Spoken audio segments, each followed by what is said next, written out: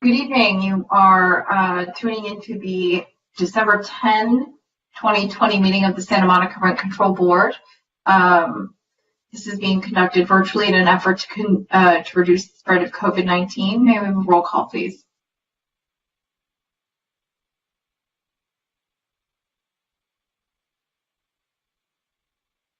Commissioner Foster. Here. Commissioner Trosis. Here. Commissioner Duran. I'm here. Vice Chair Sultan. Here. And Chair Phyllis. Here. Okay, we have everyone present. Thank you. We have a report of the closed sessions from December 7th and 2nd and December 5th. Yes, good evening, commissioners and members of the public who have joined us. The board met in closed session on December 2nd and December 5th for the purpose of interviewing candidates for the general counsel position, and no reportable action was taken. Thanks, Tracy. Next item on the agenda is approval of the minutes from our November 12, 2020 meeting. Is there a motion to approve? I will so move. Second.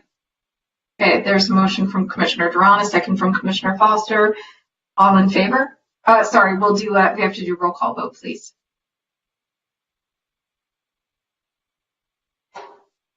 Commissioner Duran. Yes. Commissioner Foster. Yes. Commissioner Trosis. Yes. Vice Chair Sultan. Yes. Chair Phyllis. Yes. Okay, we are now moving on to agenda item number 6, special agenda items. This includes announcements pertaining to the Rent Control Board. Executive Director Condon, do you have anything to share with us this evening?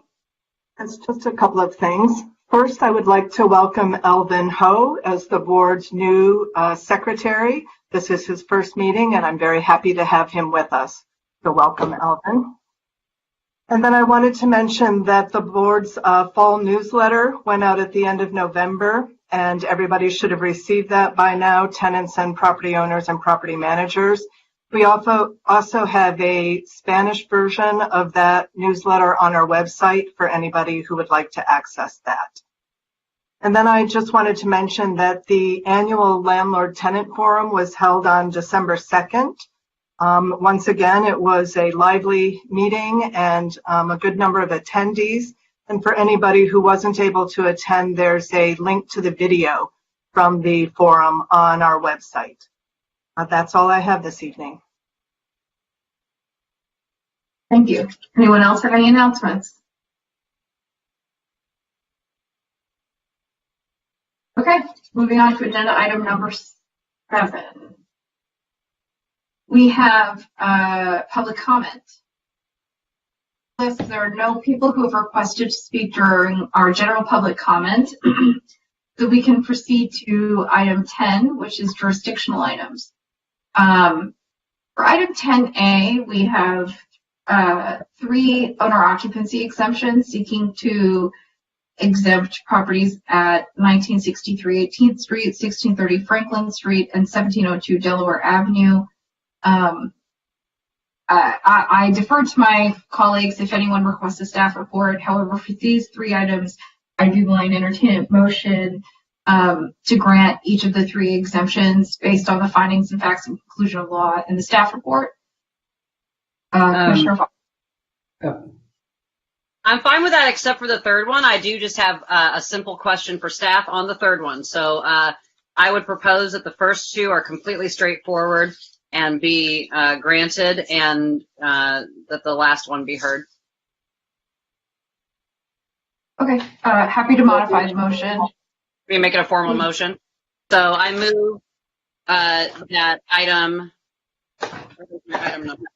10A1 and 2. 10A1 and 10A2 be granted. And then we adopt the findings of facts and conclusions of law in the staff report? Correct. Okay, and I will second that motion. We have a roll call vote, please. Commissioner DeRosa, Yes. Commissioner Duran, Yes. Commissioner Foster, Yes. Vice Chair Sultan, Yes. Chair Phyllis. Yes. Okay, so the motion carries. Those both are, so 10A1 and 10A2 are granted. 10A, we are now moving to 10A3. This is about 1702 Delaware Avenue, applicants Keith and Esther Hickman. Anastasia, can we have a brief staff report, and then I'll defer to Commissioner Foster's question. Good evening, Commissioners. Mr. and Mrs. Hickman bought this property at 1702 Delaware on May 19, 2020, when they state that they moved on, and each owns the 50% share of the property, and the property only contains 2 units. So the only question that's really before you is whether they have proven that they've lived on the property as their principal residence since at least May 31st of this year, which is 120 days prior to the filing of the application. They submitted utility records, bills, financial records, and government records that show that they've used the property as their mailing address during this period. They do own a property in Valley Glen, but they submitted a lease to show that it's rented. The voter registrar, DMV, and Santa Monica water records also show the property as their mailing address. One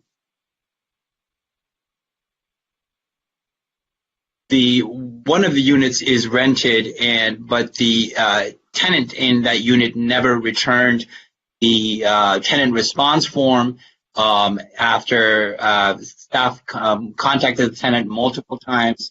I spoke with the tenant at the very beginning, and the tenant, I explained the process to the tenant and asked her to, if she had any issues, if she had any concerns. She said she just wanted to look at the tenant response form.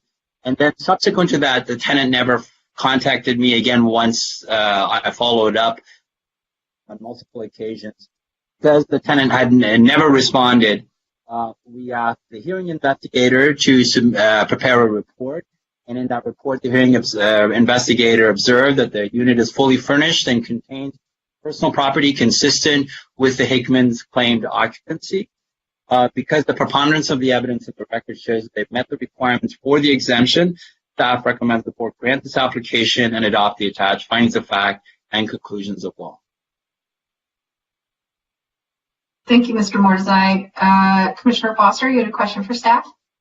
Yes. And I don't have any question as to the residency being factual of the applicants. I just wanted to hear a little bit about what you just said, because it was not contained in the staff report about anytime there's a tenant on the property and it's about to become decontrolled, it's important that we make sure that that tenant does understand, you know, the ramifications of this and does know about the documents. Now, you've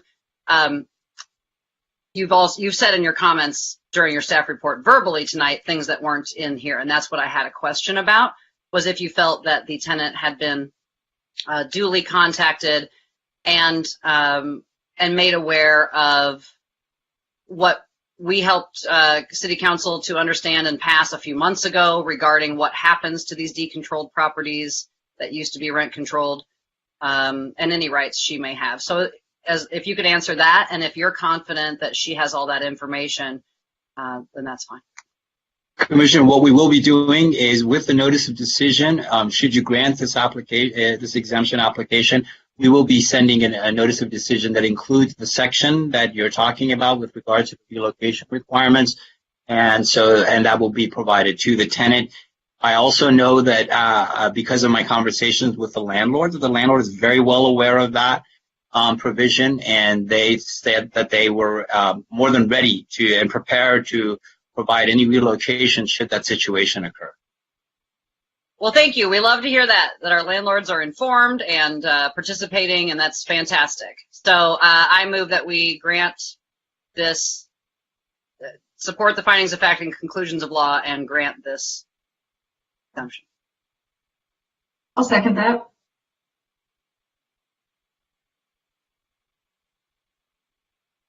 Okay, can we have a roll call vote, please? Commissioner Duran, Yes. Commissioner Foster, Yes. Commissioner Torosis, Yes. Vice Chair Sultan, Yes. Chair Phyllis. Yes.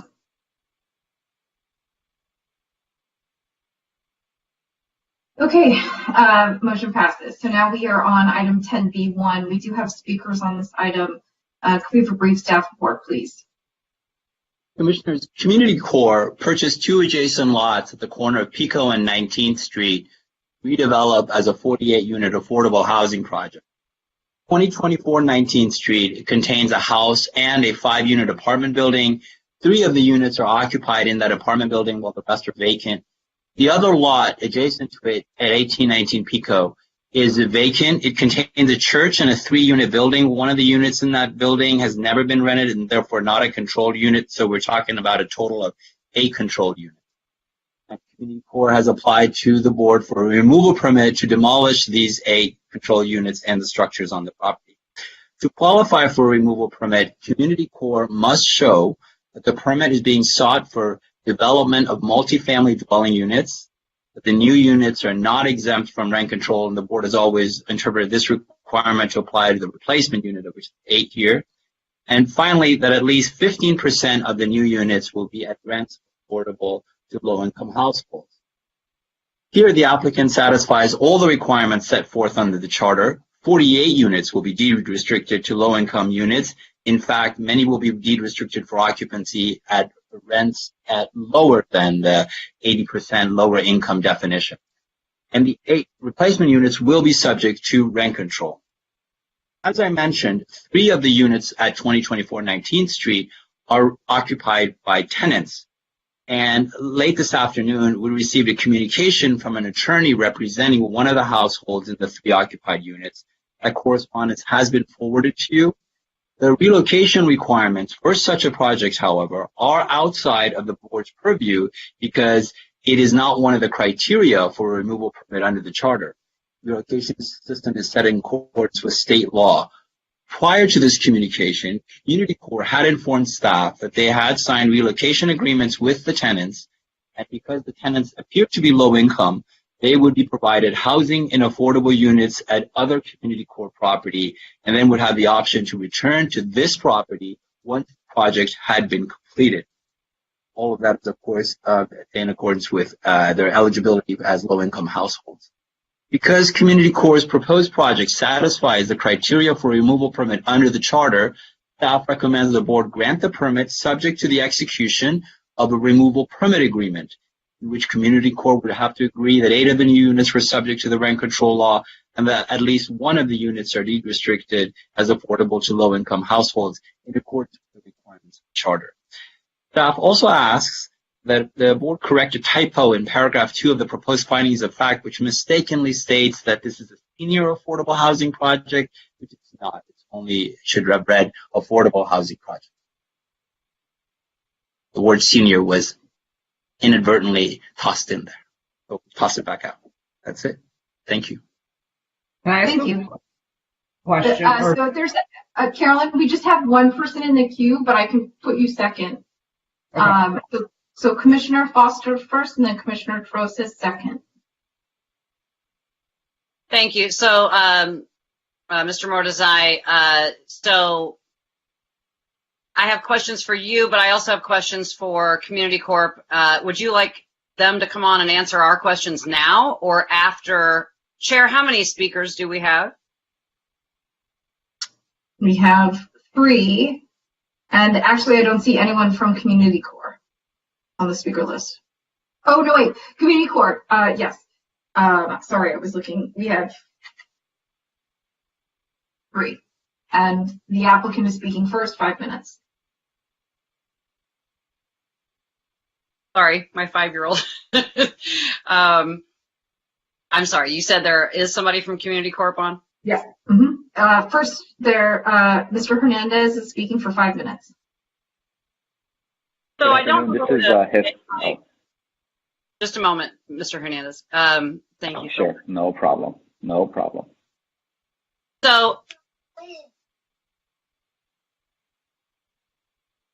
my problem is I have some serious issues with the information in the staff report not being robust enough for me to be comfortable making a decision on this case tonight, with or without the letter from the attorney, which, by the way, was received far too late in the evening to be considered in any totality or thoroughness by this board. Whether or not the things that are pretty inflammatory that are stated in this letter, whether they're true or not, I have no way of ascertaining that tonight. And I don't feel that in the staff report I have enough information. For instance, I don't have the tenant monthly income. I don't know at what price of rent the tenants are going to be paying when they return to the community court building after it's been built. I just feel that even before the letter, the 5-page letter from the attorney that arrived in my inbox at 6:05 p.m., before that, I had many, many questions as to whether this had been thoroughly worked over between Community Corp and the tenants. I just don't have enough information, and I'm wondering, before everyone makes their comments, if staff has anything to offer, or should we let the speakers have their say and then discuss? And I do have, Commissioner Foster, I do just have a quick question for staff. Do we have to decide this tonight? And if we decide that we do need more information, could we defer decision until January? If we want to, like, a supplemental staff report, I do agree about the letter. And then I do want to recognize Commissioner Phyllis. Chair Phyllis, before you, so yeah, if three of, I checked on that procedure as well. If three of us decide that, at least we could do that. However, I do feel like there would be some benefit to the folks who brought interpreters and went through the trouble tonight, that both parties could hear each other in a public forum. Might be of some benefit both to the public who might be listening, and you know, there might be some erroneous data out there in the public, and it might be beneficial for everyone to be able to air it out on the record. Sure. No, I just, I'm not trying to skip ahead or prevent anyone from talking, but I just wanted to make sure that if we decide we ultimately want to bring this back, that there's no time limitation for us to take action. Is that right, Council? Yes, that is correct. You could bring it back another time. I will just remind the board that what you are reviewing tonight is a removal permit, and that relocation plans and compliance with relocation plans and questions of that nature are not part of the removal permit question. The removal permit question is limited to the criteria for a removal permit. This removal permit also, if you were to approve moving forward with this removal permit tonight, the next step would be executing a removal permit agreement, which would have more express provisions as to what the removal permit does and does not do and what it does require. And obviously the city later will have an opportunity to look at the relocation plans.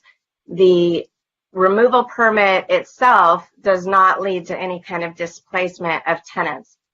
So I just wanted to remind the board what is actually before you tonight. But yes, if you wanted more time to consider the information that has been submitted in the recent correspondence, or if you wanted a supplemental staff report, you certainly may do that. All right. Chair Phyllis? Commissioner Trosis? Thanks. I'm sorry, Chair Phyllis? Yes?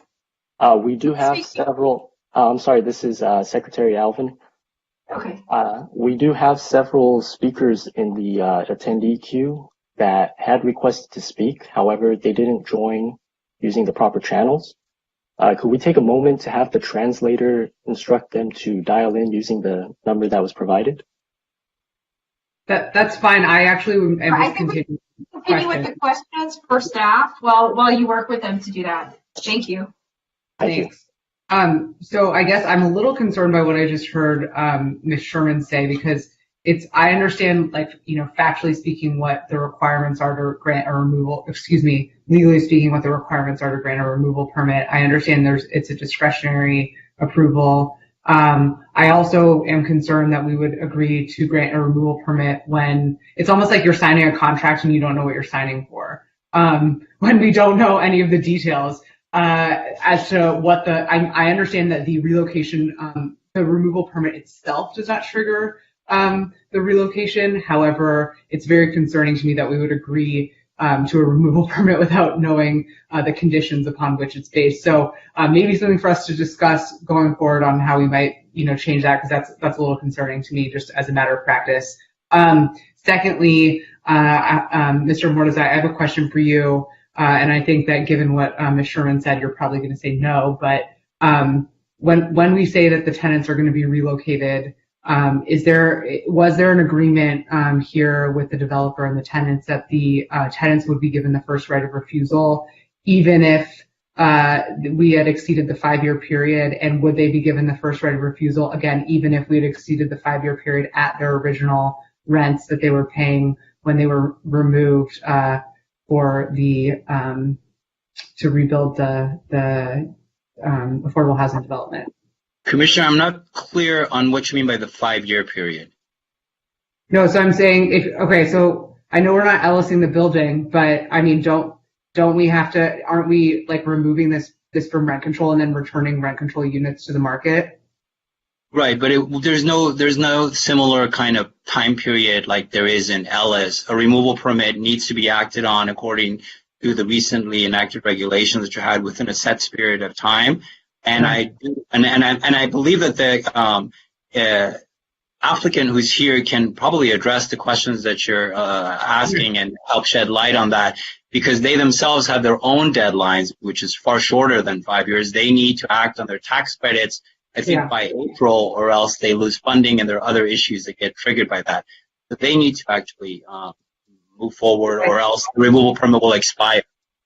Sure, I understand that, and I do have questions for the applicant, many questions, so I'm happy to defer to hearing from them. I just wasn't sure if we had, intervened to help these tenants reach any sort of agreement, but it sounds like the applicant will provide us with that information.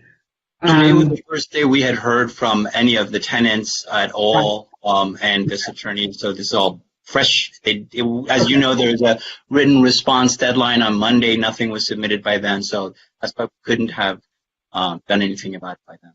Okay. Yeah. And before we move into hearing from the speakers, I understand our secretary is working to coordinate with the translators.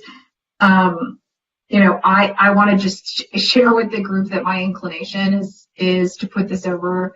I just don't know that I will be able to get this. Ultimately, I'm happy to hear all of the information today, but given the detail with which the Tenants Council went to in that particular letter, I don't feel prepared to make a decision. And I would ask, certainly for the applicant to the extent possible, to address some of those core points in the speaking. That would be helpful for me. But obviously, the applicant has full discretion on how they want to use their speaking time. Secretary Ho, could you please let us know if the speakers are ready? I know certainly we have Mr. Hernandez. Hi, everyone. Hi, yes. Can you hear me?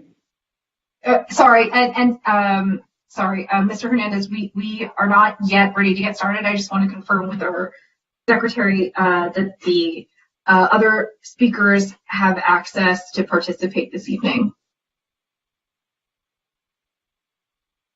Hi, yes, this is Secretary Ho, and I do see that we have the attorney representing the tenants joining our queue.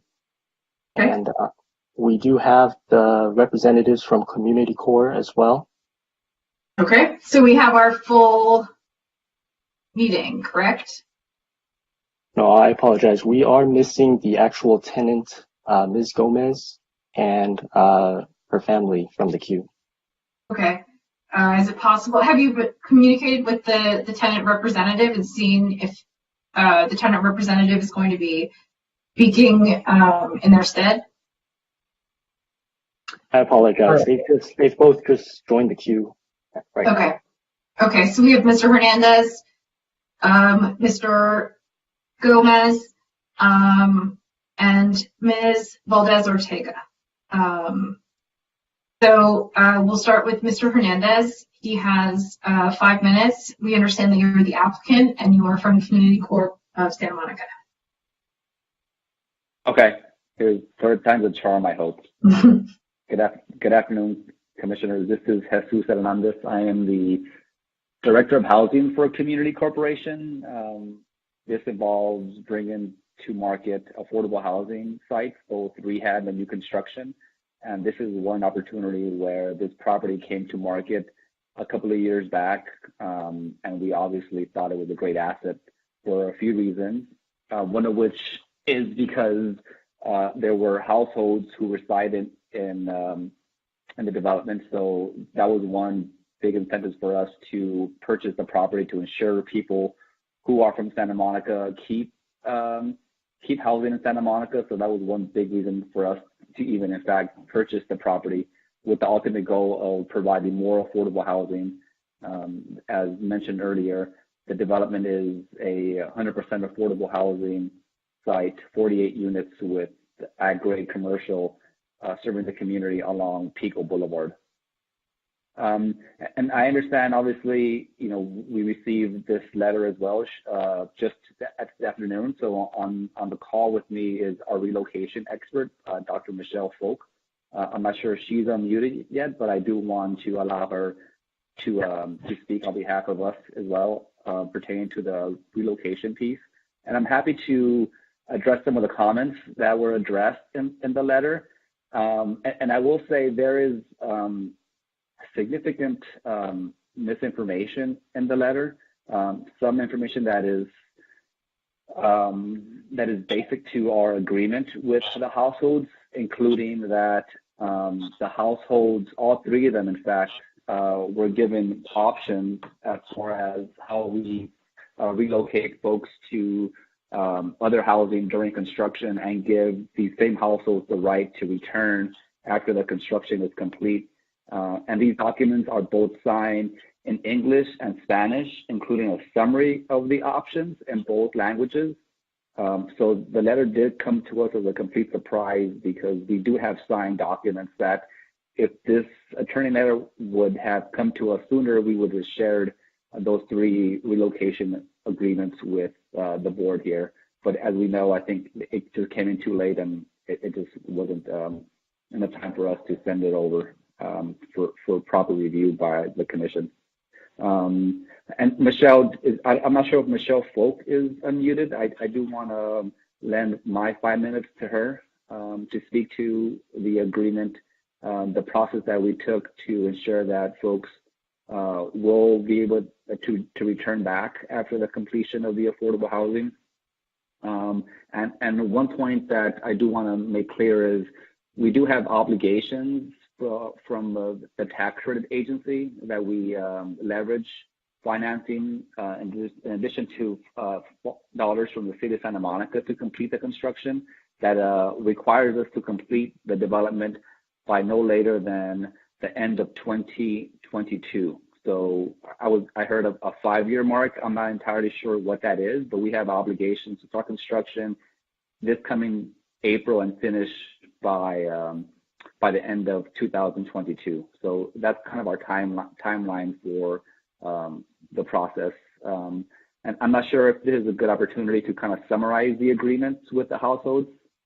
And I could do that now. So we've during the construction agreed that the units, all three households, will be moved to other community corp housing, and at the same rate that they're paying now. Obviously, there will be some adjustments for the annual increase to rent control, but that's not substantial. And then once the completion of the new housing is complete, as long as they income qualify, which is basic to the affordable housing tax credit requirements, they will be given the right to return at the same rent that they exited, adjusting for any increases to their annual rents. And if they didn't income qualify, they will be given a one-time monetary payment that was substantial. You know, it was, I don't know if this we stated now, but it was over 6 figures for each of the households. So that was kind of the agreement. And I understand that there was some recent miscommunication in terms of what the options were, and that's our fault. We will be better at that in the future. And it's unfortunate that one of the households had to bring on an attorney, because I think we will be able to resolve some of the miscommunication. I think that's kind of where we're at the moment, and I'm happy to take on any. I apologize. This is Secretary Ho speaking, but Mr. Hernandez's time has been completely used up. We'd like him to continue, and the woman he offered to have speak as to the relocation. I want to hear from her too. Yeah, that person is Dr. Michelle Folk. If Alvin, you wouldn't mind unmuting her to clarify any other points that, and also answer any questions. I'll be happy as well. This is why we brought her on board. It was very last minute, just to address some of the comments in the attorney letter. Okay, and I see commissioners in the queue. So are you asking to ask questions of Mr. Hernandez, or are you asking to get in the queue? So before Ms. Folk speaks, we have questions for you, Mr. Hernandez. So we'll start with Commissioner Foster, go to Commissioner Duran, and then Commissioner Trosis.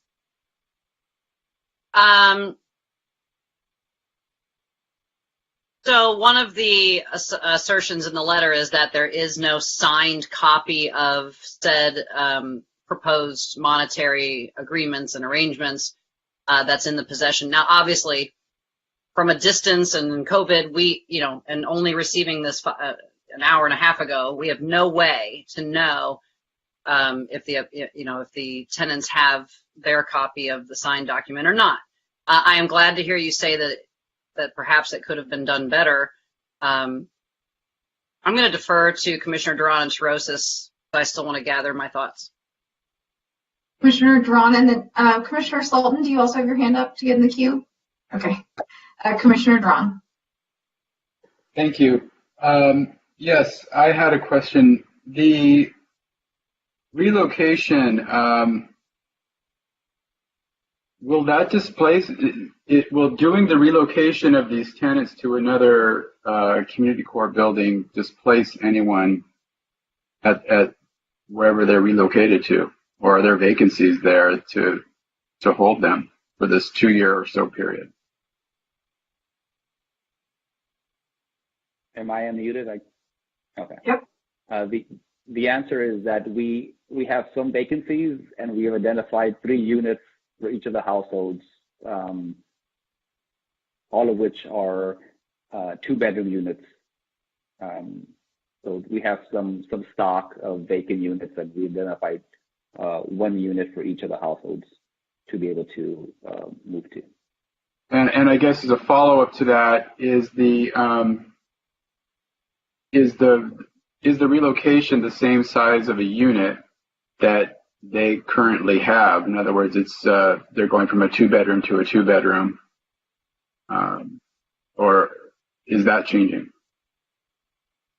In some instances, I understand one of the households, is in a studio apartment, and because they have more, I think that household has 4 individuals, we will place them into a 2-bedroom. So, but for the other families that are in a 2-bedroom, they would also receive a 2-bedroom. Okay, thank you very much. Those are my questions for now. Commissioner Trosis.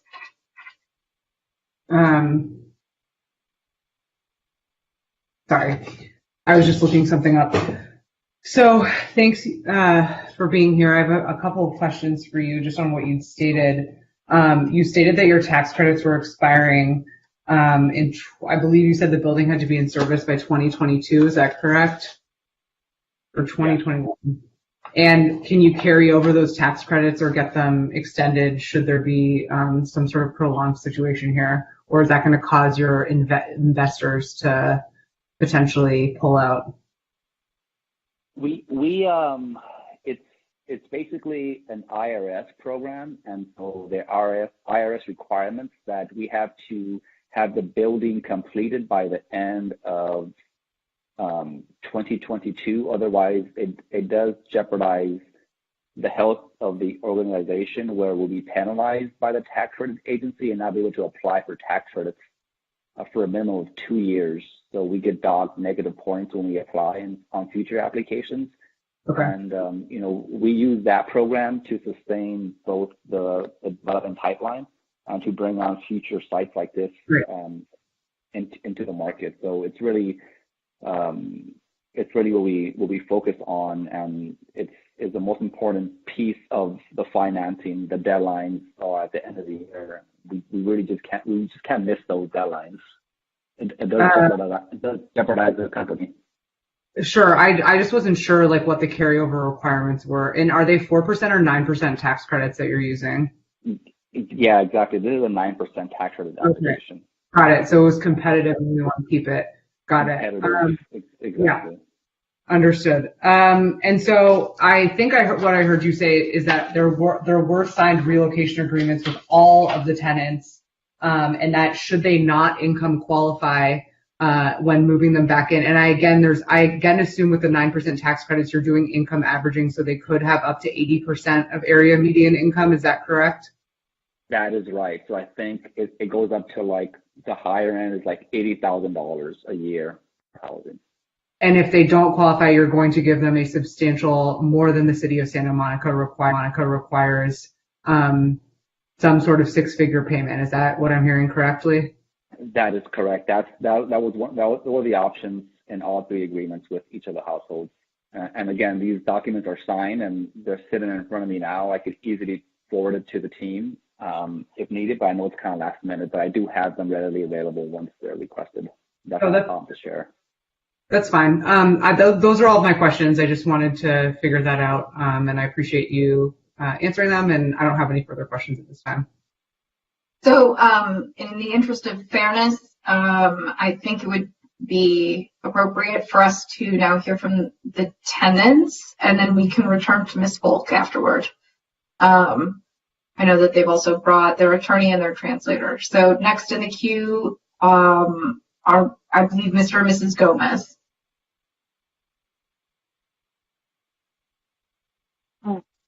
Ay, mi nombre es Dubices Gómez y vivo en en las unidades del 2024 19 Street. Tengo 23 años viviendo aquí con mi familia. Señora Dubices, un segundo, por favor. Déjeme traducir. Okay. Good evening. My name is Dubices Gómez. I have lived in these units for 23 years. Siga, señora. Okay, y otra, no entendí las formas que firmé. Y Okay, tengo miedo. I didn't understand the form that I signed. Y tengo miedo que mi familia y yo no tengamos que vivir. ¿En dónde vivir? Un segundo. I am afraid that me and my family don't have a place to live. Y especialmente durante la pandemia. Especially now with the COVID. Y otro, también me prometieron dinero y para mudarme y ahora que no hay dinero. Un segundo, señora. They also promised me money to move, and now they say that they don't have the money. Y por esa razón no voy a salirme voluntariamente. For that reason, I'm not leaving voluntarily.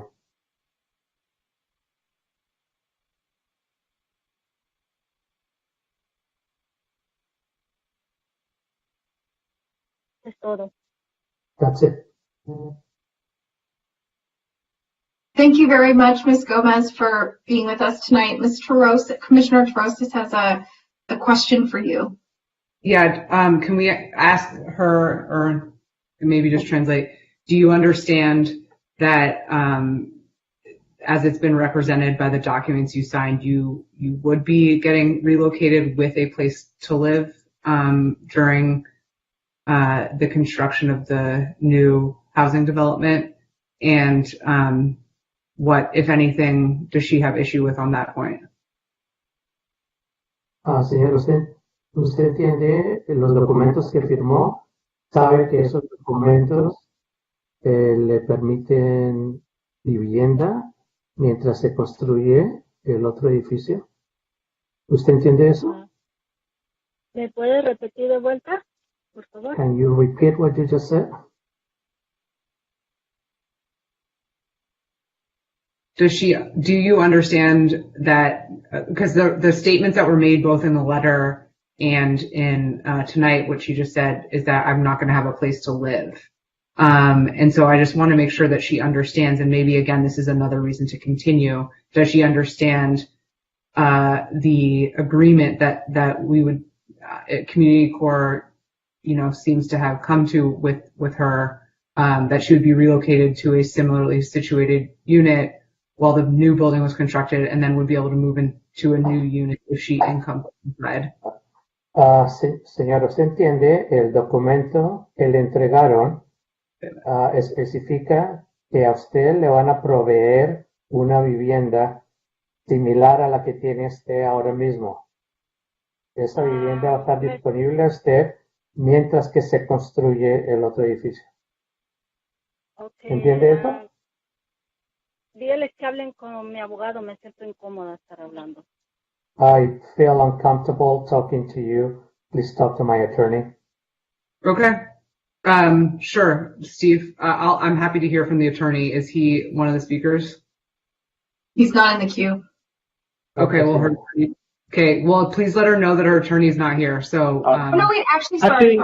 That's incorrect. Sorry. There's I saw there is a representative. Also, there are multiple names, including the translator's name. So yes, there is a representative, and Ms. Valdez Ortega is here, and she will be speaking for the tenants next. Okay, great. Steve had a question. Commissioner Drawn. You're on mute. Yeah, thank you. Thank you. I had a question for Ms. Gomez, and if her counsel wants to answer, that's fine. The question I had was the document that she did sign. First question, was it in Spanish? Because representation made earlier was that there was a copy made in English and one in Spanish. And the second question I had is she able to read Spanish if it was the Spanish document that she signed?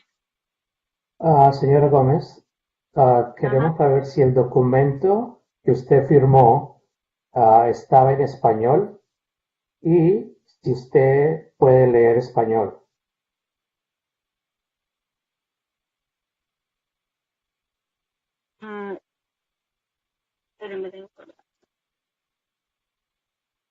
Bueno, no los entendí. Los documentos primero eran en inglés. I didn't understand the documents. At first, they were in English.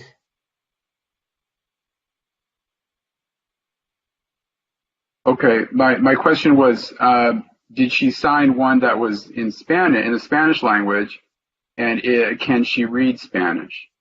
Okay, señora, la pregunta es, ¿usted recibió un documento en español y usted fue capaz de leer ese documento?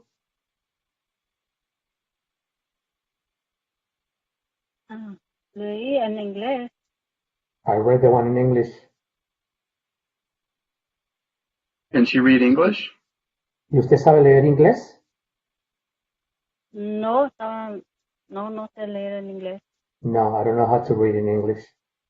Okay. And does she know, if you can ask her, does she know the document that she signed, was it the one in English or was it the one in Spanish? Señora, ¿y el documento que usted firmó estaba en inglés o en español? no entendí en el español, era legal. I didn't understand the one in Spanish. It was in legal language. Okay. So I have a suggestion. I don't know if now is the appropriate time to make it. Well, I have no further questions for Ms. Gomez. I can reserve my comments for the discussion before we Thank make you, any. Commissioner Tron. Thank you. So I'd like to move on to Ms. Valdez Ortega, and then we'll hear back. I think we'll hear from Ms. Folk for 3 minutes. So Ms. Valdez Ortega. Yes, good afternoon. It's actually Mr. Valdez Ortega. Sorry about that. I'm so sorry. I'm really sorry. We didn't have pronouns in our email. I'm really sorry about that. It's okay. I get it a lot. So good evening, everyone. This is Anibal Valdez Ortega, Mr. Valdez Ortega, counsel for Ms. Gomez and the adults in her unit. Also on the line, everyone, are attorneys Mrs. Maria Hall and Mr. Anthony Cornarens. They're also part of the legal counsel for the family. And so briefly, if I may, I would like to address a couple of points made earlier by opposing counsel and by the developers. There was some mention of the right to return. I think that's better stated as the tenants have the ability to apply for a unit to move in when the units are available. We have reason to believe, and I've actually spoken to some of the tenants, that some tenants have already been denied the right to return. Also, to that 6-figure that was mentioned earlier, we reviewed the documents available to us. We just received word of this case on Tuesday of this week, so we apologize for the quick turnaround and the letter that was provided this afternoon. There is no mention of a 6-figure anywhere on the document, and in fact, the 6-figure that was provided to the tenant, in this case Mrs. Gomez, was handwritten on the back of an agreement by an agent of the developers. That's why I presume that the board is not familiar with the 6-figure, because near the words the tenant. We do have reason to believe that the 6-figure was informed to the tenants, but not provided in writing. That's why there's a lot of confusion here. Moreover, Ms. Gomez has told us several times that she didn't understand the language. It is clearly first provided in English, and then it was provided to her, we believe, in Spanish, but it is in legal language, so she has expressed a lot of concern. She does not understand what was signed. Also, there are several issues here. The developers have provided agreements to sign for the tenants. However, there are 4 adults in the unit. Obviously, each adult would have to sign for themselves. All documents reviewed by counsel only show 2 adults signed, namely Mrs. Gomez and her husband. Any and all estoppel certificates that we've reviewed or that developers might have indicate that they have been informed that there are 4 adults on there. More to the point, it was brought up earlier that this board meeting was for approval of what is being asked for by the developers, but key here is that the tenants have to move out voluntarily. Ms. Gomez has stated, and as counsel we can assure, she is not going to move out voluntarily. So we ask respectfully that the council and the board reject what's before the board this evening. Thank you. Anyone have questions for Mr. Valdez Ortega or council? Thank you for participating tonight. We will now hear from Ms. Folk. Dr. Folk. My apologies, Dr. Folk. Can you hear me? Hello? Yes. Hi, good evening, commissioners. Yeah, this was short notice for me too. So this was over a year ago. I went back through the documents that we have. I think what's confusing for me is it wasn't just an agreement in English. We had a relocation specialist who was bilingual in Spanish working with the families throughout this period, and not only explaining to them the options that Community Corp was offering, but we're the ones who also suggested that the summary statement, which outlined the options, be provided to them in Spanish without all the legalese that was in the agreement. And so they explained it to them verbally. They gave them the document in Spanish. We have both of those Spanish and English documents signed by Ms. Gomez and her husband, Mr. Marchand. The other two adults in the household were their two sons. At the time this was happening, one son was not in the home. He was in rehab. And because Mr. Marchand represented himself as the head of household and his wife signed both documents, we felt that was enough for the agreement. The reason that this specific amount of money for the relocation assistant is not in the agreement is because it was calculated under the government code and typical relocation law if it had been an involuntary permanent displacement. And because though that calculation is dependent on the cost of comparable housing at the time they're displaced, as well as 30% of their income, that was to be calculated at the time that they actually were displaced if they chose permanent displacement, because that was their choice. They could also move voluntarily with the payment calculated under the government code. And at the time when we were presenting the options to them, the payments for all three households were just at $100,000 or a little over it. That was, again, dependent on what their income and comparable housing was at the time of displacement, but if they had elected that at the time, that would have been their payment for rental assistance. In addition, they would receive moving assistance to either go to the temporary unit or the permanent home. In all three cases, the families elected to go temporarily into a community corp unit at the same rent they were currently paying because they expressed interest in coming back to the newly constructed unit at the same rent. And we built the caveat into the agreement that if they didn't income qualify 2 years later, or however long it took the units to be constructed, it would default to option one and they would still be eligible for that permanent relocation assistance payment, which provides rental assistance for 3 years and moving or 3.5 years and moving expenses. So it is confusing that she's saying she didn't understand it because it was summarized in Spanish for her. It was explained verbally in Spanish to her. And I know that Community Corp agents were working with them as well in Spanish. Thank you. We have a queue going. Commissioner Terosis, I see you in the queue, and then Commissioner Foster is requested to be in the queue, and then Commissioner Sultan, and it looks like Commissioner Drawn. We'll start with Commissioner Terosis. Go ahead. I'm ready to begin discussion, unless people have questions. So I'm in the queue for discussion. I don't know, do people have questions? Commissioner Sultan? Yeah. It looks like Commissioner Foster, then Commissioner Sultan. And just as a reminder, if folks can just, for the commissioners who want to be in the queue, it's helpful to just chat me, and then I'll make sure that you're in the running list. I have a question for this speaker real quick. So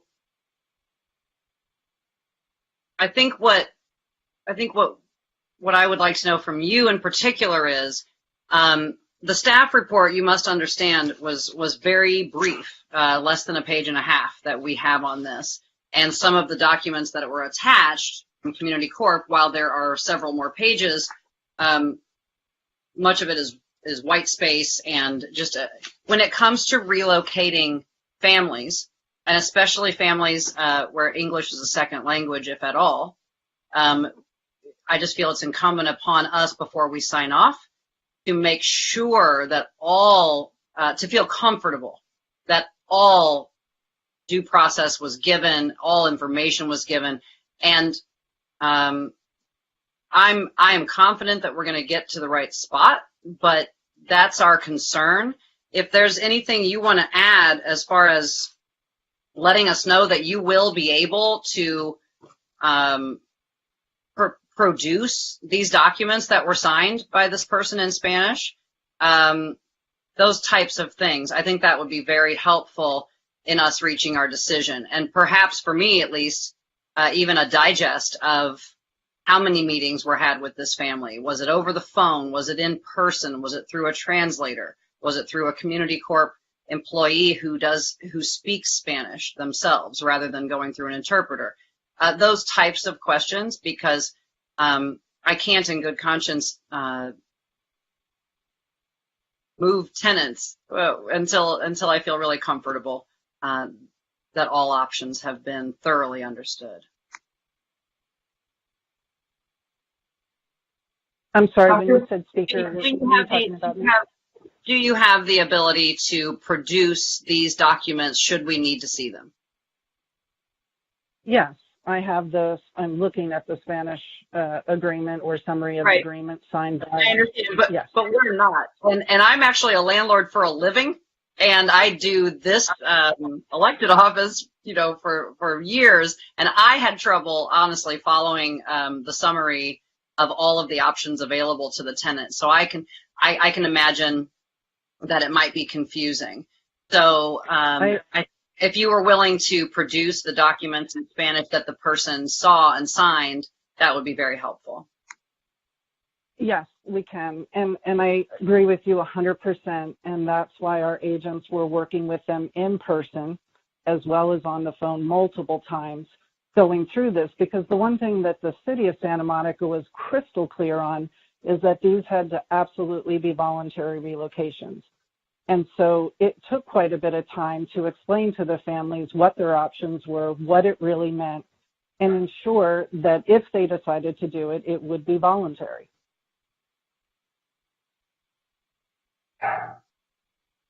Commissioner Trosis, do you have a question? Commissioner Drawn, I see you also in the queue. Commissioner Sultan, do you have any other questions? I thought I saw you also wanting to be in the queue. I just want to make sure everyone has an opportunity to. My question for the current speaker was just the calculation of the six-figure relocation payment. So that's based on the difference between their current rent or 30% of their income, subtracted from the the base monthly rental of a unit in the community times 42. That's how you got to like about 100,000. So you look at the lesser number of their current rent and utilities cost or 30% of their gross household income, whichever number is less is their base monthly rent. And that's compared to the cost of comparable housing in the market. And they receive that rent differential for 3.5 years, 42 months. So it is this calculation that I'm looking at that I guess is supposed to be less than 5,250, but in a last resort housing situation, it can go higher. And that's what the situation that we're finding ourselves in with the You're exactly right. market being what it is. Okay, thank you. So I don't see anyone else having any questions for Dr. Folk. I'll briefly recognize myself just to acknowledge, I think all of us know the work that CCSM does in this community. We know that you are a trusted affordable housing provider. I don't think any of us, I'm speaking for myself, I don't think any of us think that there's nefarious action going on here. I think what has kind of come to light is that there just seems to be a lack of understanding with some of the tenants that has caused concern for the board. I have every confidence that the parties will be able to work that out. And I think you can probably appreciate our concern doing the work that you do in the affordable housing community. So I understand you will be moving into deliberation, but I just want to convey that whatever happens tonight, I certainly don't think that we are very supportive of affordable housing. I think this is, an excellent and important and needed project for our community. We just need to make sure that we're protecting the tenants who are affected by the project. And I have every confidence that CCSM will. So in terms of the speaker queue, Commissioner, let's start with Commissioner Foster. I'm just going to go down the line that I have people in the chat. So I'm going to go Commissioner Foster, Commissioner Drawn, and then Commissioner Trosis. Okay? I wholeheartedly second everything Commissioner Phyllis just said. We do know Community Corp of Santa Monica to be a wonderful and necessary affordable housing provider who is always very thorough and complete.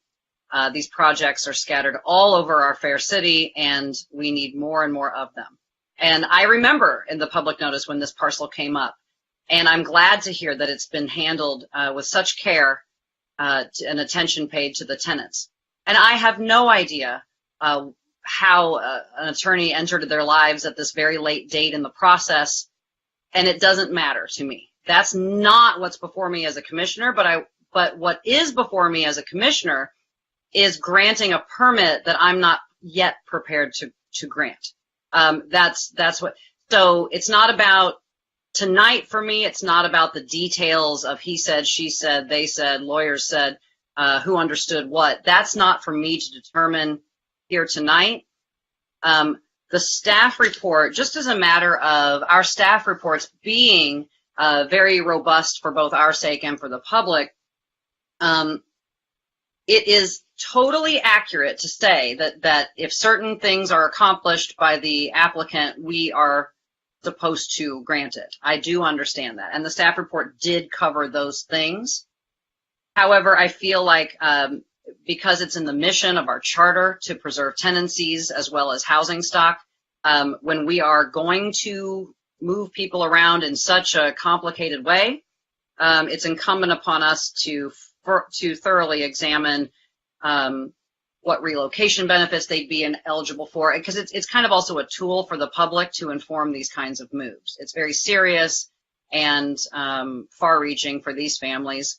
And to me, I'm needing to see another month go by till our next regular meeting so that I can more thoroughly examine these records so that we can hopefully have produced for us by that next meeting the documents that I think we've all been discussing, formulations of calculation. We do want to see that as part of the robustness of attachments and addendums to the staff report.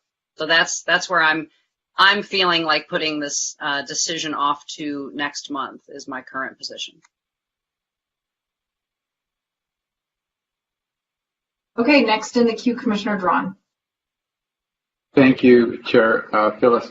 I would like to, I agree with Chair Phyllis's initial comments, and what I gather from what the speakers discussed this evening is it seems that there's just a lot of misinformation that's gone on, and though I think it could be easily remedied and cleared up, we were told, I guess it was about 12 days ago, that the Gomez family retained counsel. So I think with another, months of work, their counsel could make sure and make clear that their clients understand all the aspects of the relocation and what's often being offered to their clients by Community Corps. The way I see it is they're getting relocated for a time, but they're not getting anything less in terms of the size of their living place. In one instance, they're getting more, and they get an opportunity when this brand new building is done to move back into the same location, a brand new building, assuming that they qualify, which my understanding is Community Corps makes each and every one of their tenants submit paperwork annually to make sure they still qualify for the units they live in.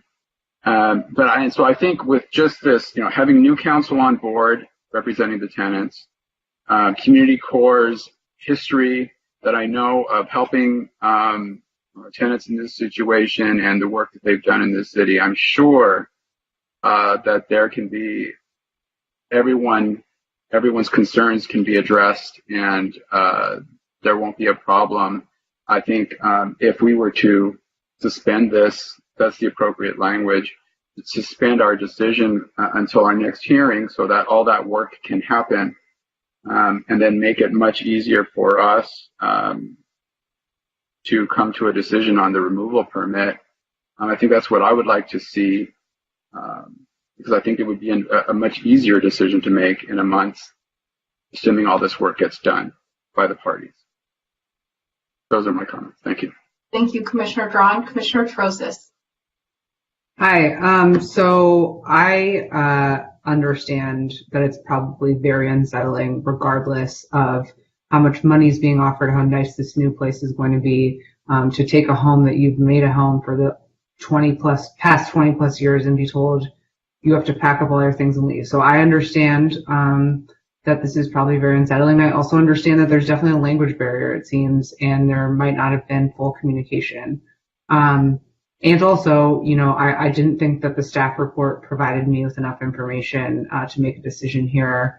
I thought that the late nature of the attorney coming in was, further confusing. And I also would like to see these supposed contracts that were signed in English and in Spanish by both the community core and the tenants. So I am not comfortable making a decision tonight. I would like to continue this for 1 month to our January meeting, whereupon we will hopefully make a decision and where there has been significant work done by both community core and the representative for the tenants to come to some sort of meeting of the minds here. I think we're all trying to help each other. We want to keep people in our community. We want to keep people housed. We want to create more units of deed restricted affordable housing. We want all of these things. I hope that delaying this 1 month doesn't significantly mess up the construction timeline. We understand that it's hard. 9% tax credits are hard to come by. They're competitive. For all of you guys who don't know, I mean, financing affordable housing deals is difficult, and so that's why I was asking those questions.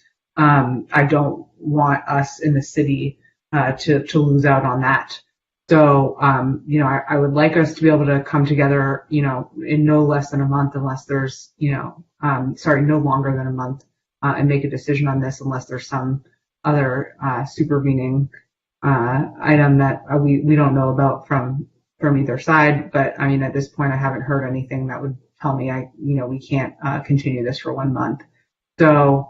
We're committed to I'm committed to the tenants, committed to creating more affordable housing, but I think we just need some time to work out a solution that more people are comfortable with before we just proceed ahead here. And so that's where I'm at. And I'm ready to make a motion if. Yep. Commissioner Foster. Commissioner Foster? I wrote you in the chat a couple minutes ago.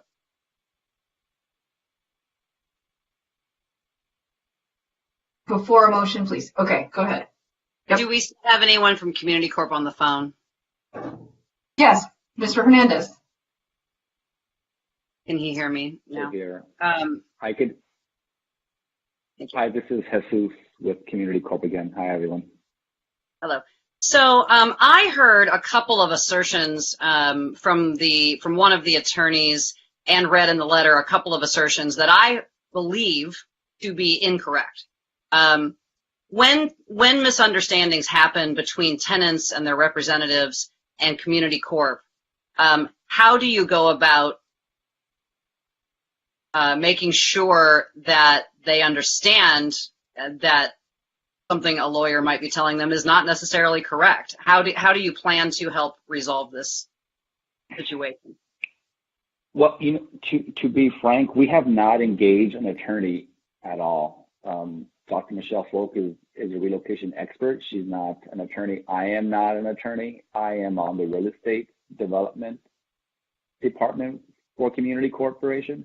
I also am a Spanish speaker, along with the project managers that have been involved in this transaction. They all speak Spanish. Fortunately, it's very unusual to have this many Spanish-speaking natives and a development team. So it actually benefited us in that way, and that we were actually able to speak to each of the households directly in Spanish. And as Dr. Michelle Folk mentioned, her team as well was also bilingual in Spanish and English and helped translate everything we did. So I think it did benefit us that we had enough Spanish-speaking folks on the team from our side to really communicate to the tenants without getting the attorneys involved. We have not involved attorneys to this point. I'm not an attorney, and yeah. And I hope you still don't.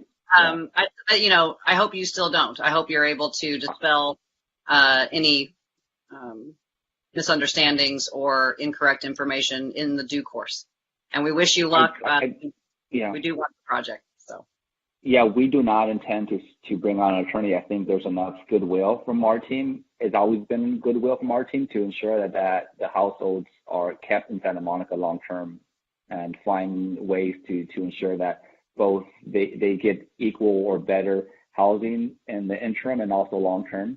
But obviously for us, we do have deadlines, and we have to start construction on this one by April, and there's a lot of work that has to happen from now until then. So we're happy to come back as early as possible, and hopefully no later than January, and hopefully with better agreements in place with all three households, including the Gomez household as well. Great. Well, we look forward to seeing you in January. I believe Commissioner Terosas, thank you, Chair, for entertaining my last question. I believe Commissioner Terosas had a motion. I actually have, there's one more person in the queue, Commissioner Sultan. Oh, thanks.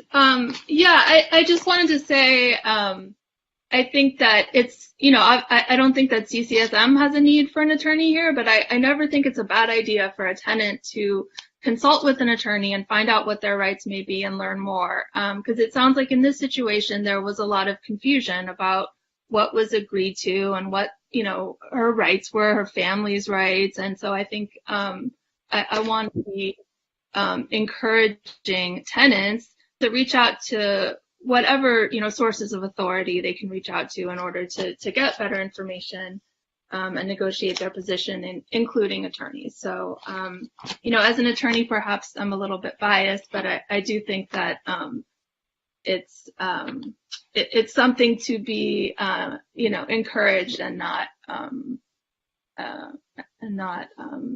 discouraged. So just wanted to add my 2 cents on that. So I'm also hopeful that all the parties working together will be able to come to an understanding and an agreement in advance of our next meeting. Okay, do we have a motion from Commissioner Terosas?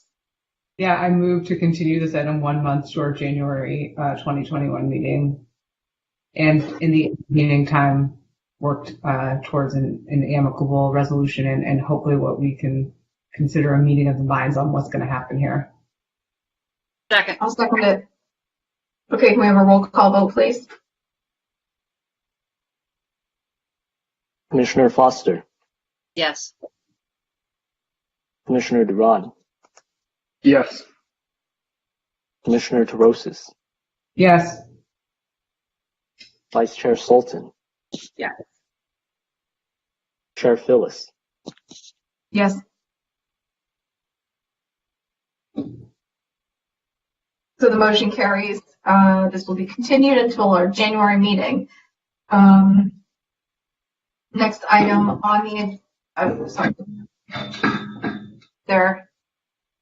next item on the agenda is item. Thank you for everyone who participated tonight. I really appreciated the testimony. I know that it takes a lot of time out of everyone's day, and I really appreciate that both sides demonstrated a lot of diligence in trying to provide as much information to the board as possible.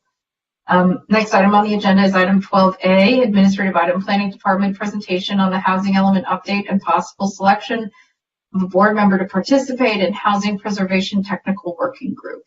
We have a staff report, and I believe we also have our distinguished colleague from the Planning Commissioner, Commissioner Raskin.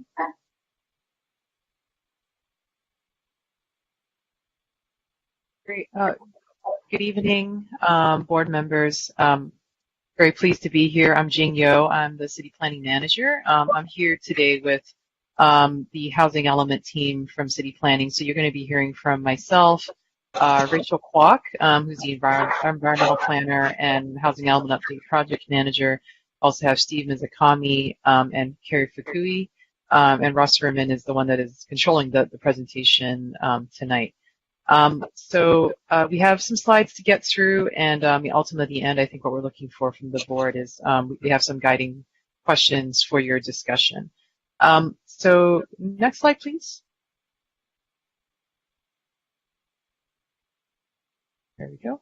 So just the agenda today, we're going to go over an overview of what the housing element is, why we're doing this update, providing sort of the state of housing in Santa Monica, if you will, and give the board an overview of the RHNA. So what that term means, how that comes about, and the process and the methodology under which that RHNA is accounted for in the housing element update. And then we're going to go over some details as to how state law has changed that has kind of put some arms around what we have to do going forward. And then finally, we're going to end with the process and timeline, what you can expect going forward over the next 10 months at this point, including the outreach and sort of key milestones. And then finally, it will be for your discussion. Next slide, please. So the first section is going over what is the housing element. Next slide. So the housing element is a mandatory state requirement. It was established in state law in 1969. And the state requires that every jurisdiction does their part in planning for their community's housing needs. So this is required every 8 years. Santa Monica is located within the Southern California region, otherwise known as SCAG. And that's representing 6 counties and 191 cities. So there's 191 cities that are going through the same update process that Santa Monica is right now. SCAG's responsibility is, once the state Department of Housing and Community Development determines the Southern California region's share of housing need, then SCAG's responsibility is then to allocate that total number to each jurisdiction. And we just want to note here that the state can impose penalties for failing to complete and have a compliant housing element. Next slide, please. So as I indicated, the housing element is mandatory. It's one of 7 mandatory elements of the general plan. The general plan is kind of like the constitution of the city in terms of planning for development, but also a variety of other things. So you can see there, the housing element is one element. The land use and circulation element, otherwise known as the LUCE, was last updated in 2010, and that's 2 elements in one. We also have a conservation element, a safety element, open space, and noise. And historic preservation is not a required element, but it is one that Santa Monica has chosen to do as an optional element. So that's also within our general plan. Next slide. The housing element is not the only housing plan the city has. I would describe the housing element as sort of consolidating and reporting out on a variety of all the housing programs in the city. There are, of course, other plans that were adopted earlier this year. So there's the consolidated plan that was approved in August, and that details how federal funding will be spent on priority housing needs that are developed through a public process. And you can see what the priority needs are in this current consolidated plan. And then there's also an assessment of fair housing that was also approved earlier this year. And that identifies fair housing issue, removing barriers to housing access. Next slide. So why are we updating the housing element? Not only is it mandated, as I indicated, but it really ensures that the city plans for the housing needs of the community, and that's an important distinction. As you'll hear later in the presentation, Santa Monica's allocation for this planning period is quite large, and this planning period is 2021 to 2029. And there's been, I think, concern about, does that mean that we're going to get all of those units? The exercise that we're going through here in the update is that we're required to demonstrate that the city could potentially accommodate all of that housing need.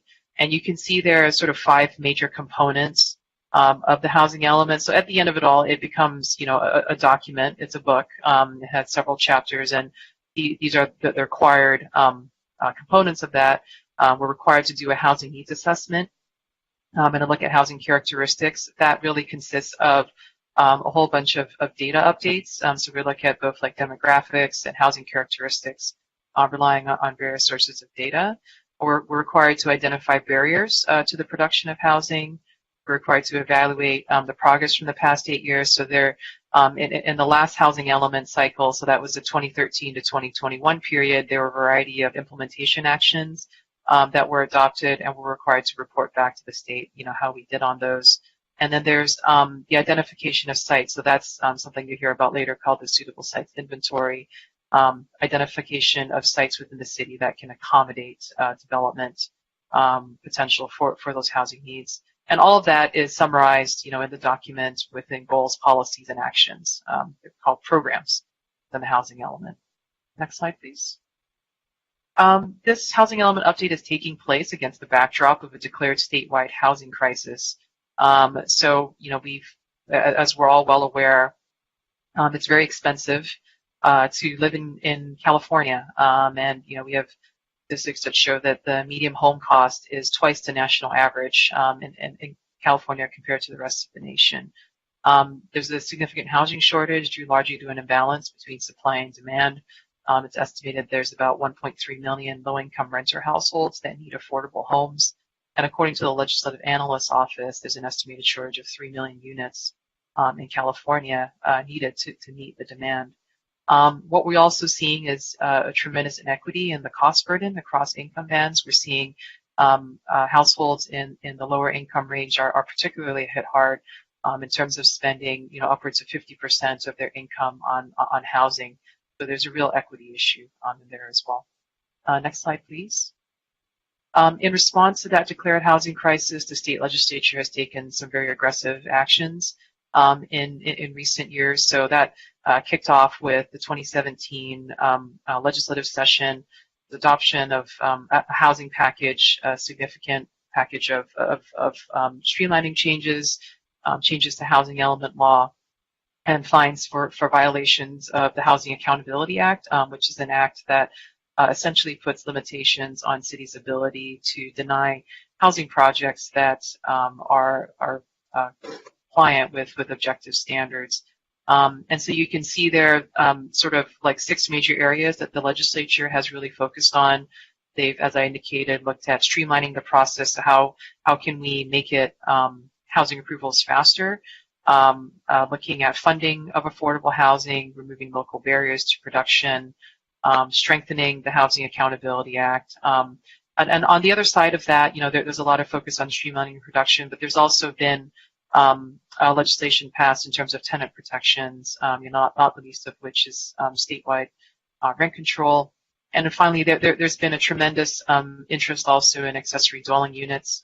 These are sort of those extra units, that we see on not only single unit dwelling properties, but also now multi-unit dwelling properties, which is something that was brand new as of this year. So you can see in 2018 is when we saw some pretty significant changes that affected the housing element update process that's occurring now, in terms of removing a lot of the subjectivity that used to be there in prior cycles. There was a lot of local influence that could have a say in terms of how allocations were made. And I think importantly, also what was added was this requirement for affirmatively furthering fair housing. What that means is, ensuring that there's not a sort of undue concentration of any single kind of unit type, not only within the region, but also we're required to look at it, as we go forward as update within Santa Monica. Next slide, please. You can see here in 2019, additional focus on streamlining and density bonus, a lot of support for affordable housing and accessory dwelling units. And then next slide, please. In 2020, that trend has really continued, really kind of building off on a lot of the legislation that had come forward, from 2017 through 2019. 2020 seemed to be a little bit more of clarification and cleanup, of laws that have already been passed. So all that to say is that, a lot of this is mandated by state law. Obviously, there's a deep interest, from the state to make sure that jurisdictions are doing their part to plan for housing, and real consequences in terms of loss of local control. If the city is not compliant in that regard. So that concludes my section, and I'm going to turn it over to Steve Mizukami, who's going to walk through a review of the last housing element update. Great, thanks, Jing. Steve Mizukami here, and I'll be going over this next section, which is a brief overview of the current housing element goals and objectives and the current RHNA and suitable sites. Next slide.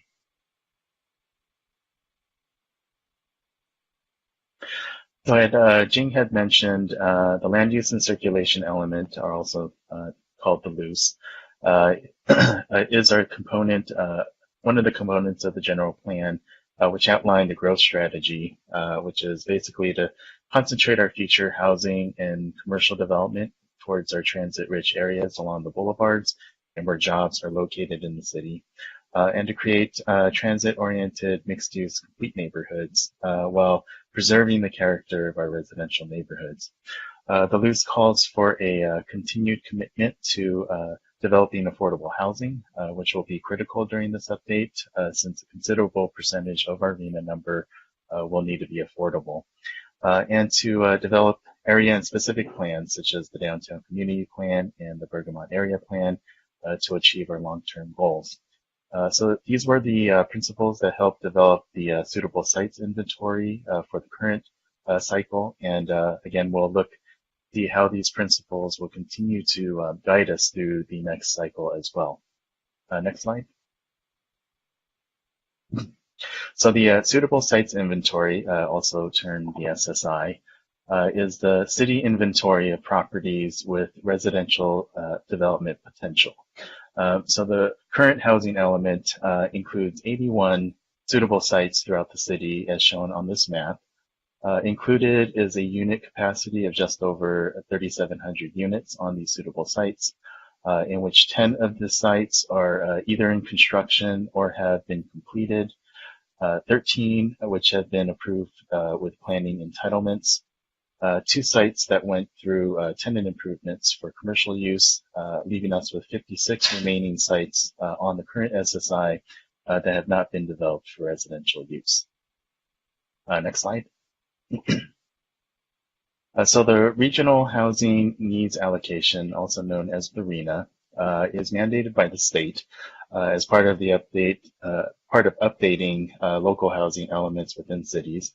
The RHNA reflects the housing needs within each city during a housing cycle in which cities are required to plan for. We'll be going into more detail on the RHNA later on, but in terms of the RHNA numbers for the current cycle, which is the 2013 through 2021, 1,674 units were allocated to Santa Monica, with 58% of those units as affordable units. Next slide. So what is our progress to date? This slide breaks down our current numbers in each of the affordability categories. So while we are on target with the very low and the above moderate categories, we are currently short in the low and the moderate income levels of our RHNA. Next slide. So as we move forward with thinking about this next housing cycle, we want to make sure that we are reflecting on the goals and the objectives of the current housing element and see which goals should be maintained or revised as appropriate, while also thinking whether if there are new goals or new objectives to include in this next housing element. So getting into the goals, goal number 1 is about making sure that the construction of our housing is of high quality, is sustainable, and is compatible with the surrounding neighborhoods. Objectives to meeting that goal include, for example, updating the zoning ordinance based on the land use and circulation element, which establishes the zoning and the development standards for a variety of different household types and affordability levels. And as we know, the zoning ordinance was recently updated back in 2015. Second would be maintaining an architectural review process to ensure the quality design of our buildings and to continue to encourage green building to facilitate sustainable housing. And facilitating housing development in transit-oriented areas of the city, such as the downtown and the Bergamot areas. And of these specific plans were also recently adopted in recent years. Goal number 2 involves housing production for all income levels, including workforce housing. An objective is to maintain the city's affordable housing production program, also known as the HPP, by implementing, evaluating, and revising the program as we move along to address the housing needs of the city. Goal number 3 is to protect the existing supply of affordable housing. An objective is to continue to implement programs that protect tenants against discrimination, facilitate the conservation of at-risk housing, and to maintain a tenant eviction protection program to prevent unlawful evictions. Next slide. Goal number 4 is to make sure that we have continued maintenance and rehabilitation of our existing housing stock. This includes maintaining a residential repair program, which seeks to fund the rehabilitation of apartments and home repairs occupied by low-income residents, and maintaining the current earthquake retrofit program, which requires seismic retrofitting of our older apartments and residences. Goal number 5 is about housing assistance for affordable and above moderate income level households and households with special needs. This would include maintaining rental housing voucher programs and assisting all persons with disabilities, and also to continue support of the tenant relocation program, including temporary relocation due to any remodeling or safety upgrades within a tenant's residential unit. And also to facilitate the reduction of homeless persons through a range of housing options with emphasis on affordable housing, supportive housing, and eventually permanent housing. Next slide. Goal number 6 would include maintaining our fair housing programs, meaning educating landlords on practices that meet fair housing laws. And goal number 7, which seeks active participation of our residents and our community groups on housing and neighborhood safety. So again, these are just a few of the objectives for each of the 7 goals in the current housing element that we'll be reflecting on as we look to formalize the appropriate goals for this next housing cycle. With that, I'm going to hand it off to Rachel, who will be providing insight on Santa Monica's housing trends and data before we get into the planning for housing in Santa Monica. Thank you. Breach of clock. Wait, sorry, is there a time for questions? It will be at the end. Yeah, so we got a couple more sections to go, and then we'll answer questions. It just makes it hard because each section is so different, and then you're forgetting what you've talked about 5 sections ago. But thank you. Could you give us a sense just of how many sections there are for taking notes? Like I see we're on section 3, but that would be helpful. Sure. I think there's 6 sections. Am I correct, Ross? Let me check. No, sorry, 7 sections, and then the eighth one will just be a discussion. Great. Thank you. Mm-hmm.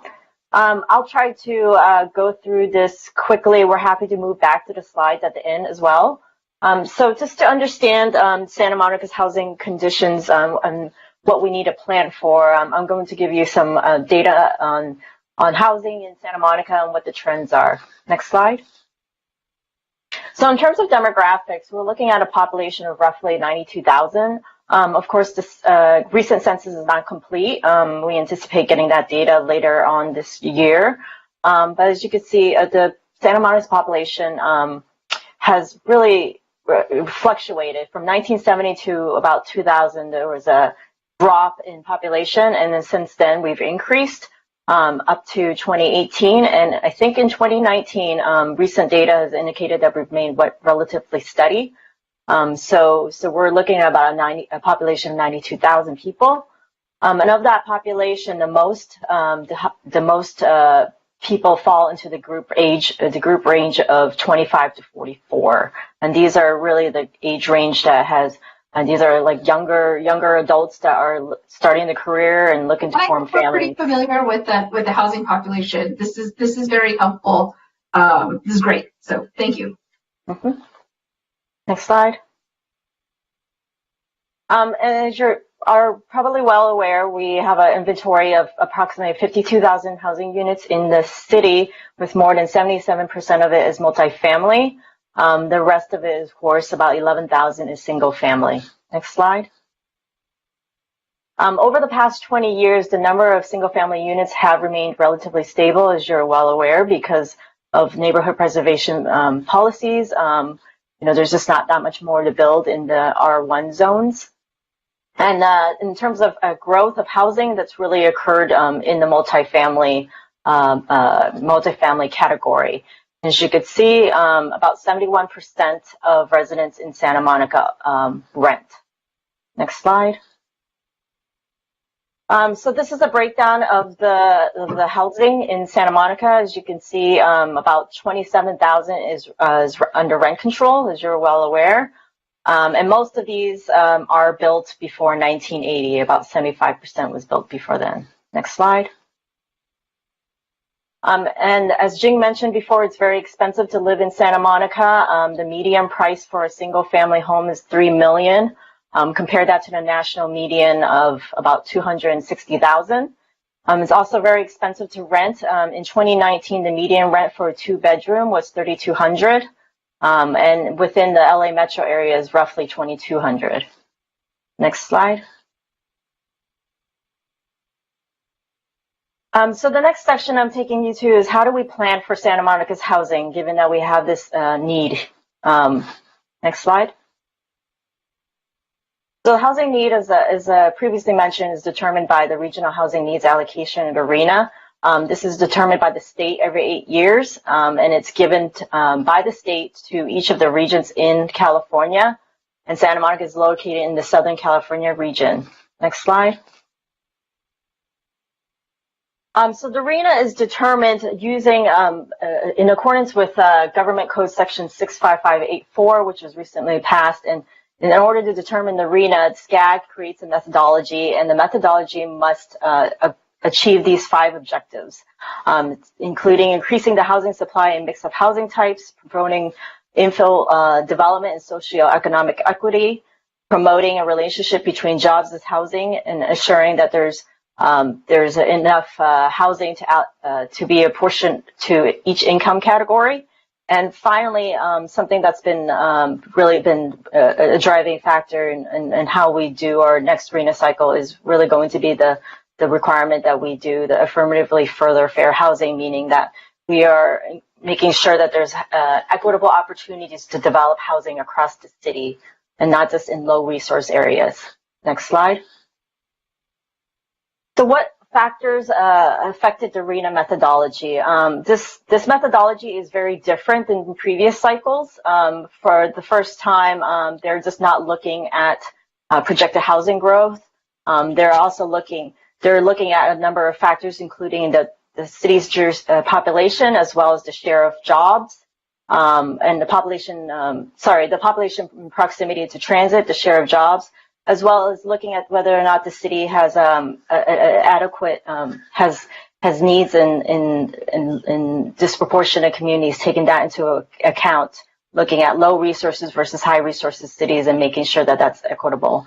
That's how we get to the jurisdiction's total housing need. And then from that, they apply a social equity adjustment to assure that we are meeting the goal of affirmatively furthering fair housing, meaning that we are building, or we are allowing the opportunity to build housing across the city, not just concentrating them in one area of the city. And that's how we get to the total RHNA allocation. Next slide. So as I mentioned, state determines what the housing needs are, which is the RHNA. Southern California for this cycle was required to plan for 1.3 million units. And of that 1.3 million units, SCAG gave Santa Monica from that methodology 8,800 units, 69% of which must be affordable. Next slide. So to look at the breakdown of our draft RHNA, this is the breakdown with the 69% in the green table here. This is the breakdown of the 69% low income. As shown here, we're required to provide 2,700 very low income up through 2,700 above moderate income. And if you look at what our trends in terms of what that means in terms of housing permitting, in the past, basically the past 5 years, we've had a total average of 200 units per year. We're looking at an average of 1,100 units per year in order to meet that RHNA. So it's a significant increase. Next slide. How does our RHNA compare to other cities? As I said before, we've been given a large allocation due to a number of factors, including our accessibility to transit, as well as the number of jobs we have in the city. So here's a chart that compares our city to other cities. in terms of the Los Angeles region, we're pretty much up there. Pasadena has about 9,000 as well, with a slightly larger population. Santa Barbara, which is outside the SCAG region, is probably the most similar. They have a similar population and a similar allocation of 9,000. Next slide. So that what Steve previously mentioned was a suitable sites inventory, and this is basically an inventory of properties with the potential for residential development. And so we have to submit this suitable sites inventory to the state to show that we can achieve our RENA. And I'll go through the methodology of how we go draft a suitable sites inventory in the next slide. Next slide. So it starts with city staff basically reviewing the city land use inventory. We'll plan on using factors such as existing site constraints and the characteristics of existing uses on the site to determine whether or not they are potentially suitable.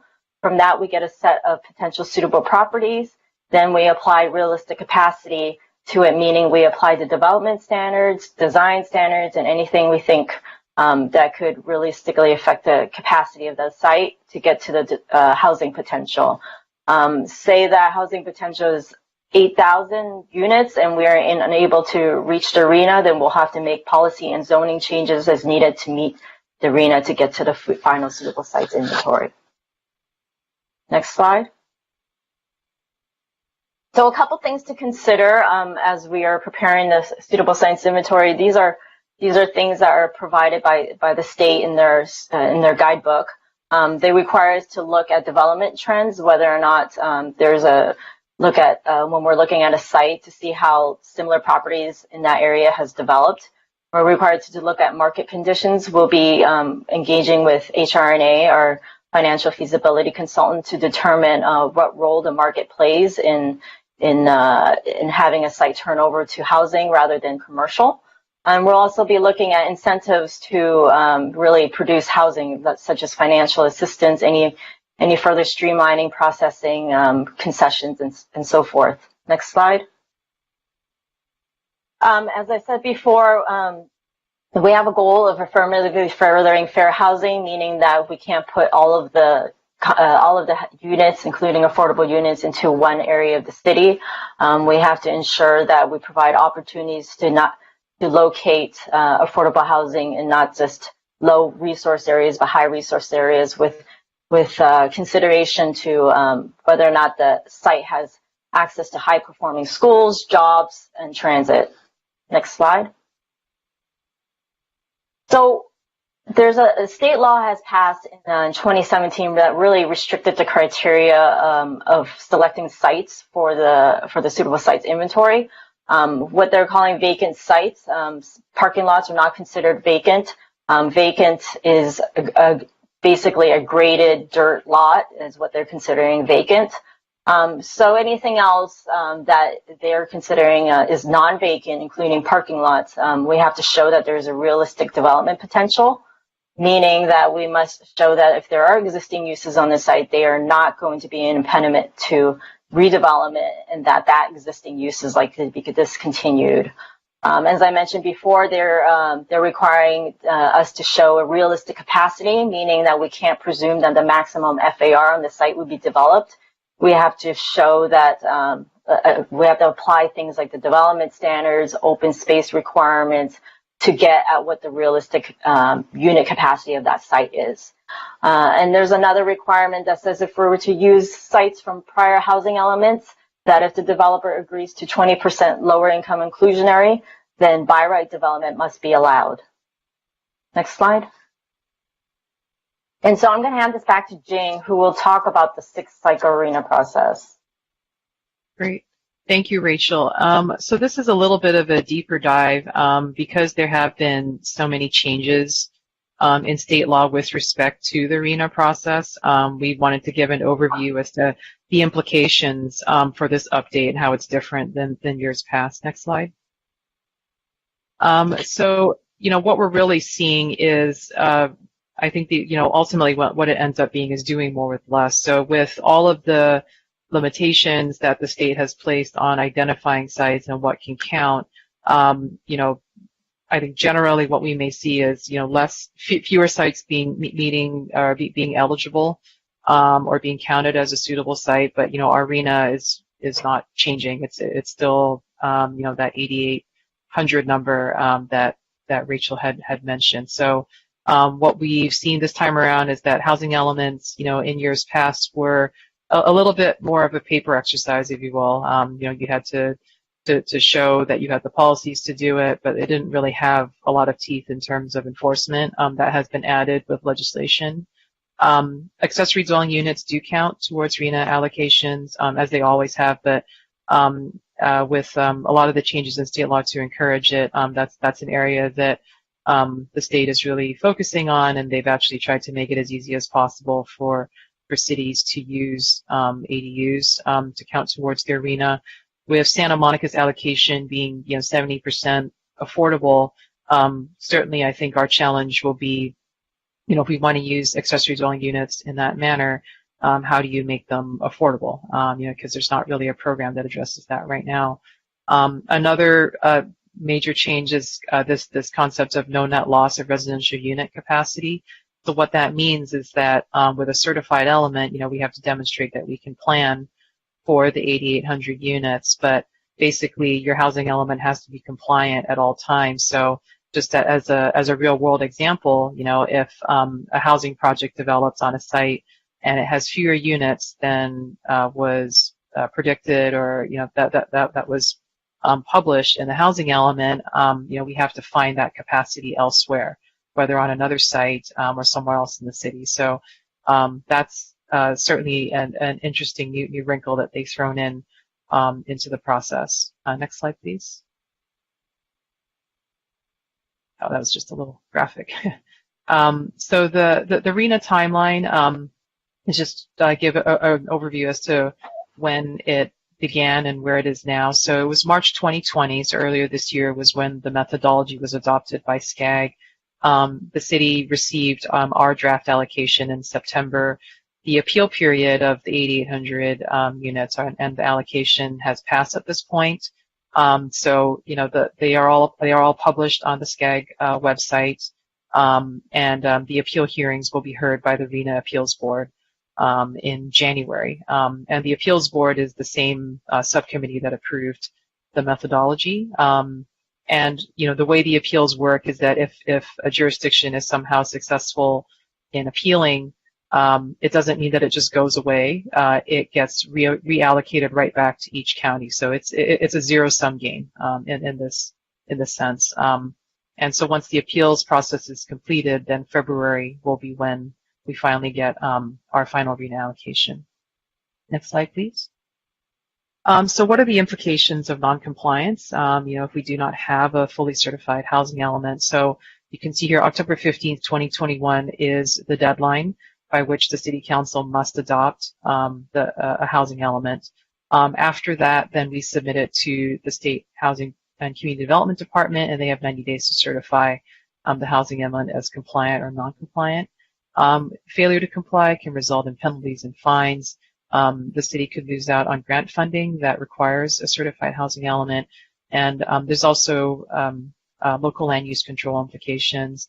SB 35, which was one of those landmark laws that was passed with the 2017 housing package, basically creates a streamlined approval process for housing projects. If the cities doesn't demonstrate that we're meeting our RENA production goals year over year. So that will have implications come 2022 when we have to report to the state on our annual progress to meeting the RENA goals. Next slide. So compliance is determined by issuance of building permits. So it's not when it receives planning approval or when it's finished construction. It's when that building permit is issued is when it gets chalked up and counts for progress towards meeting our RENA. And the annual progress reports are due April of each year, and you report back on the previous calendar year from January to December. And you can see here just a sampling of the data input. So we have to report on total number of units, number of affordable units, units demolished, units disapproved, units approved. And So those are just some of the data points that we have to report to the state, so that and this is published on their website for every single city in the entire state, and it's how the state determines our compliance. Slide. So this next section is just to give kind of a brief flavor as to actions that have already been taken in terms of Santa Monica's approach to housing. So next slide, please. The city's approach to housing generally, I think, focused around two areas, around production and preservation. So you can see here just a sampling of some of the different programs and reports and studies that have taken place with respect to preservation and production. Next slide, please. So I think it really prioritizes around production and preservation, but also these three areas in terms of priority approach. So first and foremost, I think what we heard from the City Council was, that there should be a move to stabilize existing housing stock in terms of rent control units and ensuring no net loss of existing units. And I think that no net loss has actually been, further supported by changes in state law. SB 330 is a bill that was passed in the 2019 legislative session that, places some very, very strong controls in terms of ensuring that new development that removes existing housing, it can't have basically fewer units than what was previously existing on site. So that's been a very strong tool that's been added. The city has historically always supported 100% affordable housing, and council has given direction in the past and continues to do so, that we continue to look for process and development incentives to support 100% affordable housing.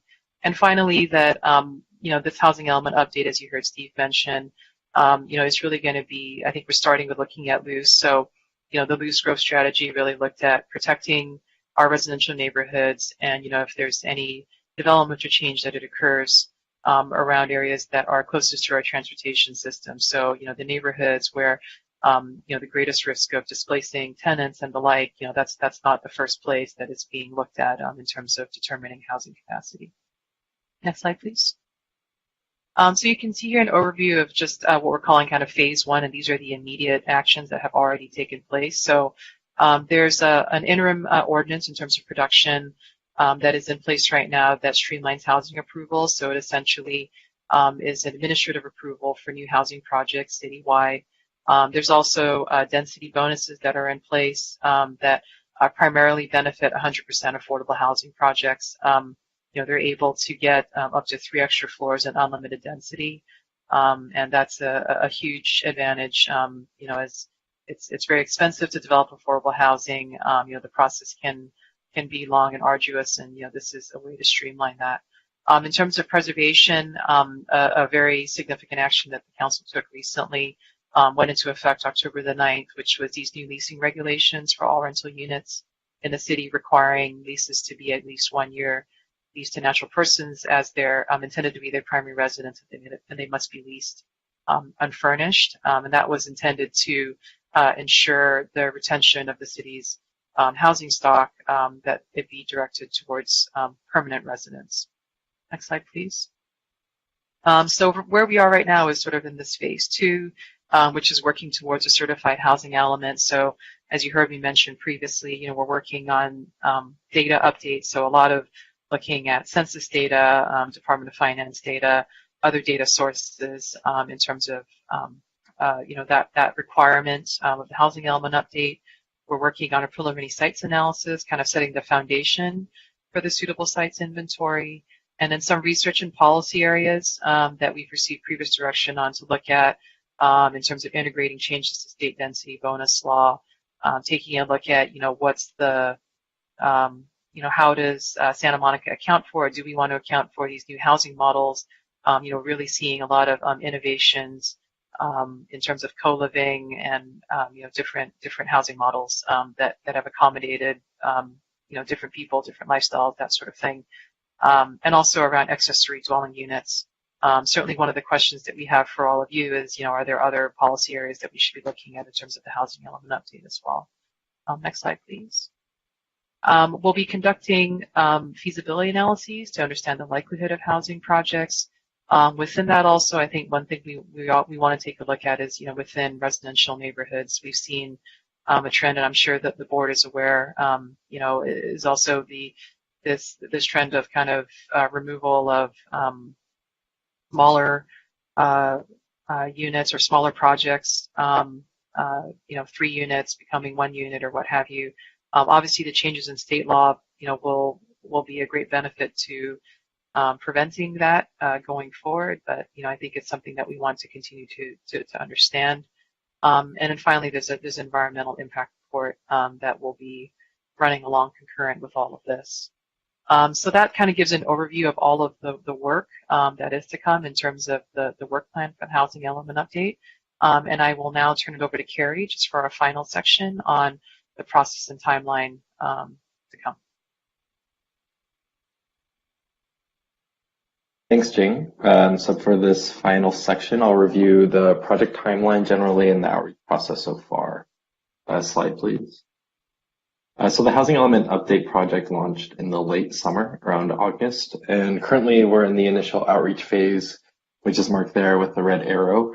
During this outreach stage, we've created a project website. We hosted 3 introductory project webinars and launched a questionnaire to get feedback, and began the formation of technical working groups. So we formed 2 technical working groups focused on housing production and housing stability. And the participants are either interested or experienced in these 2 topics. And they're expected to come to the table ready for in-depth discussions and also ready to share any expertise or data in those fields. So the production team met for the first time last week on December 3rd, and stability is meeting tomorrow morning.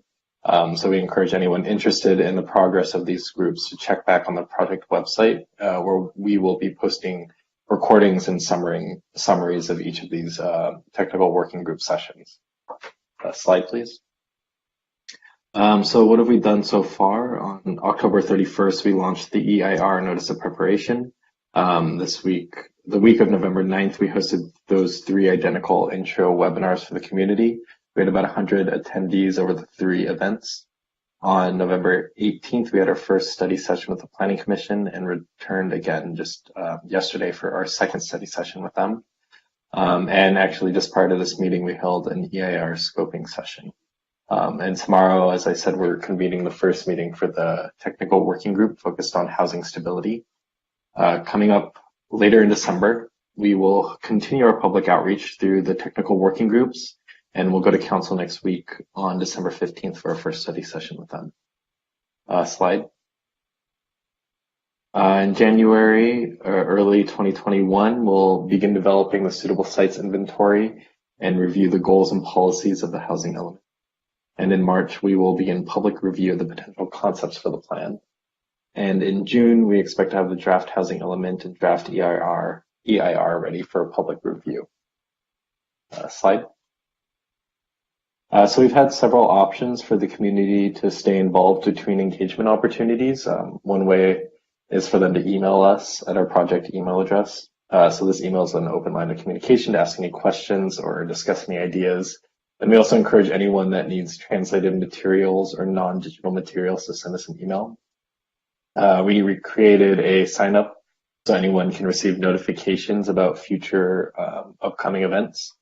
And we also have an online questionnaire that reviews the policies and goals of the housing element and allows anyone to contribute ideas online. And this is live through December 11th up on our website. And you can check back in the future for a summary of the results once that closes. Slide, please. So for that, that concludes our presentation, and I'll kick this back to Jing to start off the discussion. Thanks, Carrie. So we leave you here with kind of four questions, that might help guide your discussion. We'd be interested in hearing from the board. We are in this, I know it's that we've thrown a lot of information at you and there's been a lot of activity. Part of why this feels kind of very fast and probably unlike other strategic planning efforts we've taken in the past is because of the timeline we're on. We're required to have this adopted by October 15th. So Normally, when we go through such a massive, planning exercise, we have years to do it. In this case, we have months. So we have a lot of overlapping meetings, a lot of overlapping input. But these are just some high-level questions that we want the board to consider. I think what would be really helpful for us is to hear from you, what you think the priority housing issues are, what are policy areas we should consider exploring in the update.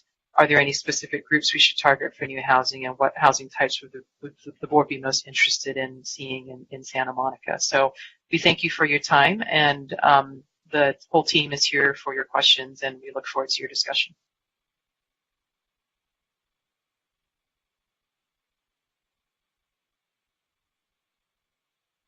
Thank you very much. That was a very, very helpful and certainly detailed presentation. I see on the agenda, and I just want to make sure that I'm also addressing all of our agenda items. In addition to the questions that you've enumerated, we also discussed the possibility of selecting a board member to participate in the Housing Preservation Technical Working Group. And I think, there's a lot of interest and concern from the board. So as we address the other questions, I think that's another item that we will be discussing in the discussion portion. So Commissioner Foster, you are in the queue. Thank you, Chair, and thank you to the planning staff for bringing this report to us. I think a lot of us on the board, I'm glad that the public got to see some of the details, but a lot of us have been working intimately with this information in our jobs, in our communities, and in our involvements in local groups for months and years now. So we are quite familiar with the issues before us. I have 4 questions I've written down for Jing and for whoever else wants to answer these questions, please. Number 1, back in, section 2 or section 3, there was a number 4 called funds for low income repairs. The wording you used was very, very generalized on that point. I've seen it floating around town. Can you please explain exactly what that means? And are you when you say low income, do you mean deed restricted affordable units? Do you mean certain deed restricted affordable units? Do you mean rent controlled units in older buildings that have long-term low income tenants in them? Because that was a very vague point, and I'd like to know what it represents. Sure, Steve. I think it. Did you want to address that? Yeah. Sure. Yeah. So I think thanks for the question there, and I think you were talking about goal number 4. Which is kind of the continued maintenance and rehabilitation of our existing housing stock. So much of this has to do with, there's reference to a residential repair program, which funds the rehabilitation of apartments and home repairs occupied by low-income residents. There's a few programs that are in play through the Housing Division. There's acquisition and rehab projects that are funded and that involve nonprofits such as CCSM and Step Up, where there's funding that goes towards updating just the physical, units of affordable housing projects and granting loan amounts for these projects to happen. Another category is the rehab of existing properties, which kind of gives small grants to individual property owners, and these are probably more of the mom and pop scale. And I think our numbers currently right now, for example, it's, there's 95 units and within 7 properties with a total grant. I think the numbers are about 1.6 million within the current cycle. So these are small grants that are given to smaller property owners to rehab their existing physical properties. And then there's also another category that our Human Services Department through the grants program helps out in terms of providing minor home modifications for special needs. That includes our seniors and their persons with disabilities. So that's funded through a grant program, and those are just updates to our older housing stock. And these are all intended to make sure that we can try to keep and preserve our residents in our current units that we have on site. So this is more about the stability and preservation of the housing unit. I understand. So I think, we at the Rent Board and agency work intimately daily with landlords of our older housing stock. I think it would behoove this agency to have a robust digest of that program disseminated to us separately, whether just on paper or at a future meeting, because that is something I am hearing for the first time, really. I mean, I knew about acquisition, but as far as having grants available for mom and pop landlords to help with some of these units, or the disability grants for particular, someone needs a handicap ramp or something. I mean, I think this is something we need to publicize more broadly from our agency to the outreach that we do to tenants and landlords. So if your department could help us flesh that out, that'd be great. Question number 2, ADUs, or not a question, it's more of a point. You asked what we thought. I keep hearing ADUs tossed around, and during the discussions on the medium-term furnished housing ban, or the rental leasing requirements, there have been so many requests for carve-outs and exemptions to this rule, and I'm not certain how we go about counting ADUs twice. They're either, I think in my heart, they're going to be used as rental housing or they're going to be used as vacation rentals. So I think there's a lot of confusion. It's this set of ADUs can be vacation rentals and this set can't and this set can. And so I think there should be some clarification and some deep thought given to what we do with ADUs as far as counting them towards arena allocation. And number 3, I wrote down exemptions to medium-term housing ban would run counter to fulfilling RENA. And not only here tonight, but in other documents, I've seen planning staff discussing all the future exemptions that they're going to entertain and suggest. And I would suggest to you that you give that pause before creating so many exemptions and loopholes that we're not only failing to preserve our existing housing, but we're potentially allowing newly constructed, very expensively built housing to be used for something other than 1-year minimum leases. And number 4, I've observed conversations in the community and at the council level for a couple of years now about these RENA goals. And while I absolutely agree we need to build housing and lots of it, there are so many concerns in the community that I feel are valid concerning our allocation, concerning an unfunded mandate for affordable housing. I do not feel that we can reach our affordable housing goals strictly through market rate buildings that happen to include a few inclusionary units. So to reduce the pressure on our existing housing, which is a huge goal of this agency and of our charter, a mandate and mission of our charter, we are so grateful to be able to participate in your working groups. I know I myself applied as an individual weeks ago through the city's website to participate in the preservation group because all of the pressures put upon existing housing by market rate projects, for instance, by exemptions in the ban on anything less than a year in an unfurnished unit, all of these things put pressure on our tenants, on our seniors, on some of the very people we're trying to protect. And since we know that a unit of existing housing costs a fraction of what it takes to build a new unit, whether market or deed restricted affordable, I just want to see us protect our existing housing in the strongest possible terms. Thank you very much for your presentation. Thank you, Commissioner Foster. Commissioner Frosis.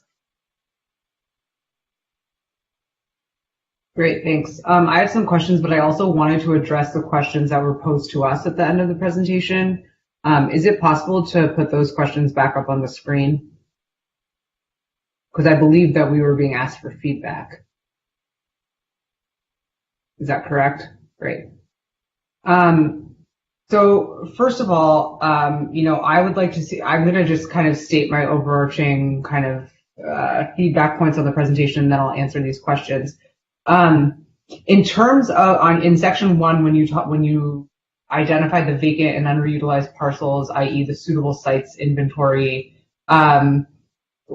is it possible, or maybe it already is that suitable sites inventory incorporating anything from the Surplus Land Act and any sort of state-owned property that's been identified, if there is any in Santa Monica? And can we get that in an interactive GIS map where we can look at the zoning overlays and the location of the parcels? That's a question. Yeah, so sorry, I think I got just the first part of your question. I think you were asking whether the suitable sites inventory includes basically like public land or state-owned land.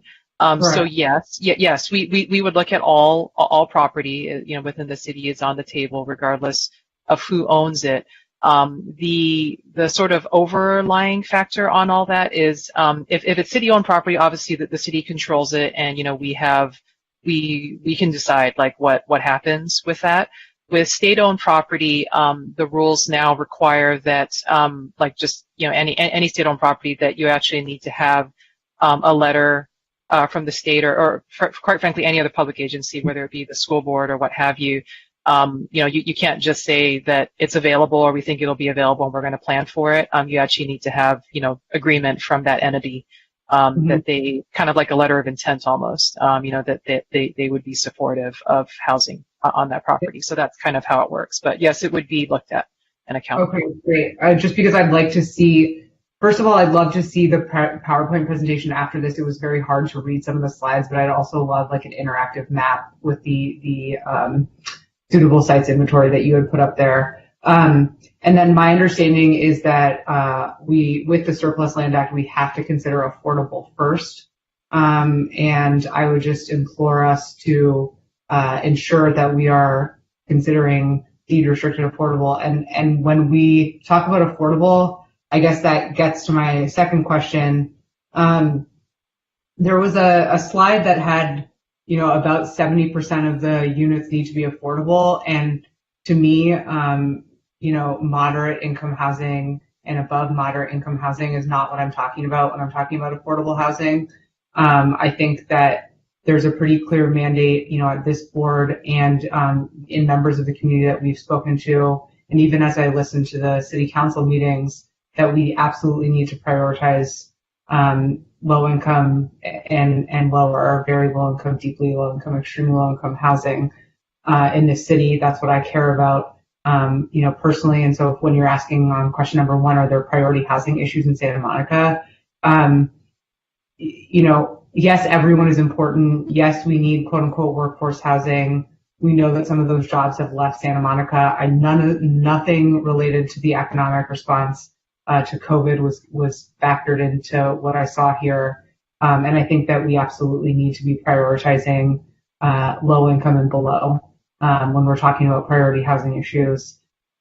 And then I have another question in terms of high resource areas. Isn't all of our city considered high resource by the state, or is that wrong?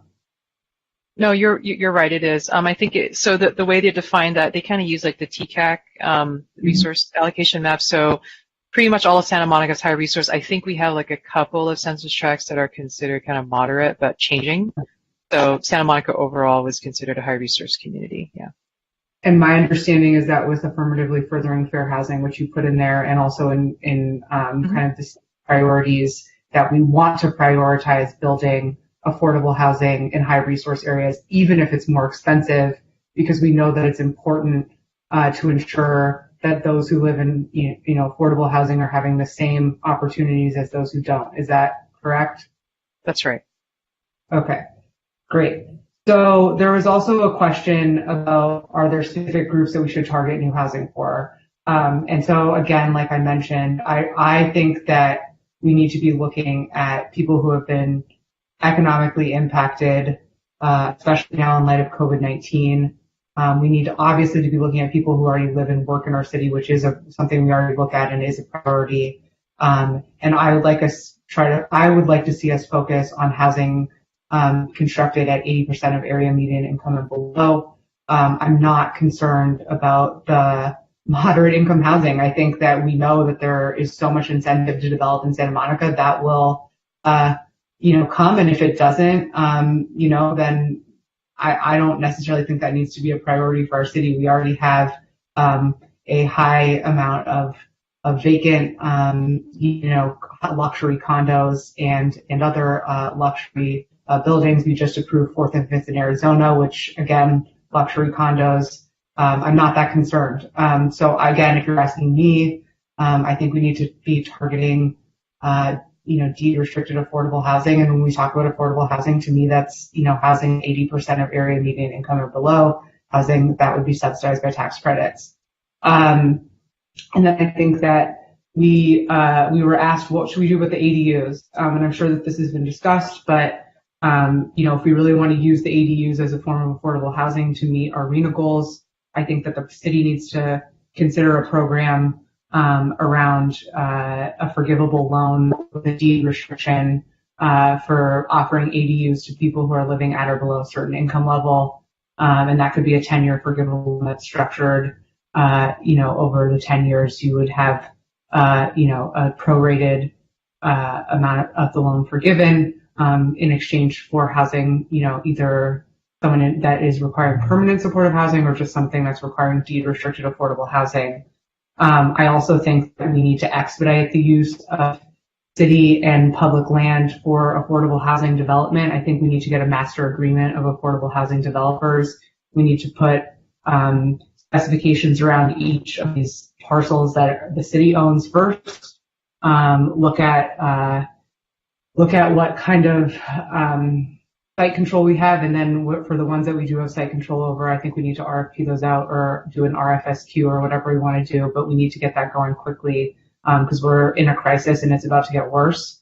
And then finally, I think when we talk about like preservation, I didn't see anything on the Preserve Our Diversity program, the POD program, which we know has been very successful. I know that there's a concept around affordable housing developers that, if you're not brick and mortar constructing a new unit of housing, that doesn't count.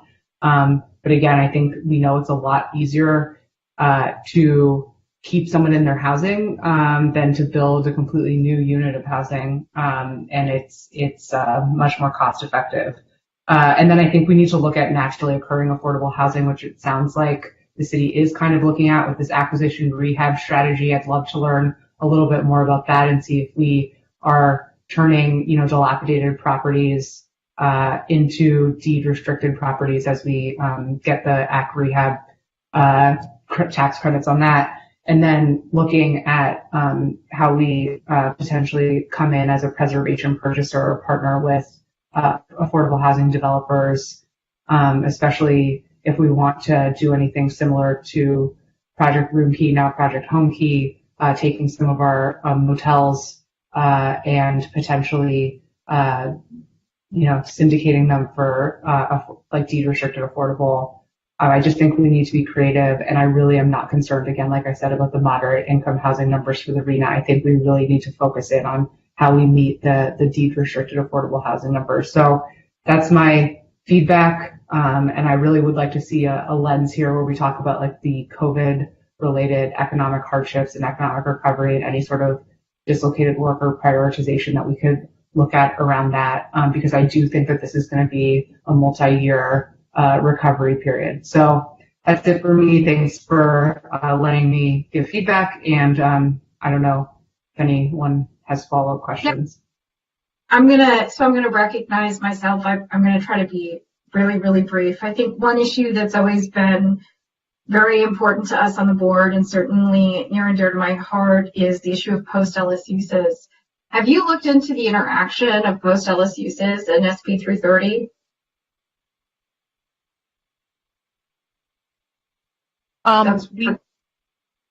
Sorry. So in terms of SB 330, there is a kind of like that no net loss provision I was talking about, where development is removing units, it does define sort of classes of what's a protected unit. So, you know, there's obviously the process that a developer has to go through if they're moving a unit from the market. But I think the sort of strongest protection in SB 330 is really, I think it's meant to be preventative in terms of, you know, eliminating the kinds of projects that we see, you know, where you have fewer units, you know, that are being constructed on a site than existed. It almost, because of the way Santa Monica's zoning is set up in multi-unit residential neighborhoods where we have a density maximums, you know, in cases where there's probably a lot of properties, you know, that have more units on site than would be allowed under the current code. You know, so under SB 330, those projects just wouldn't be allowed to even proceed. Right. Because so couldn't replace. Sorry, go ahead. Yeah, sorry, go ahead. No, that was what.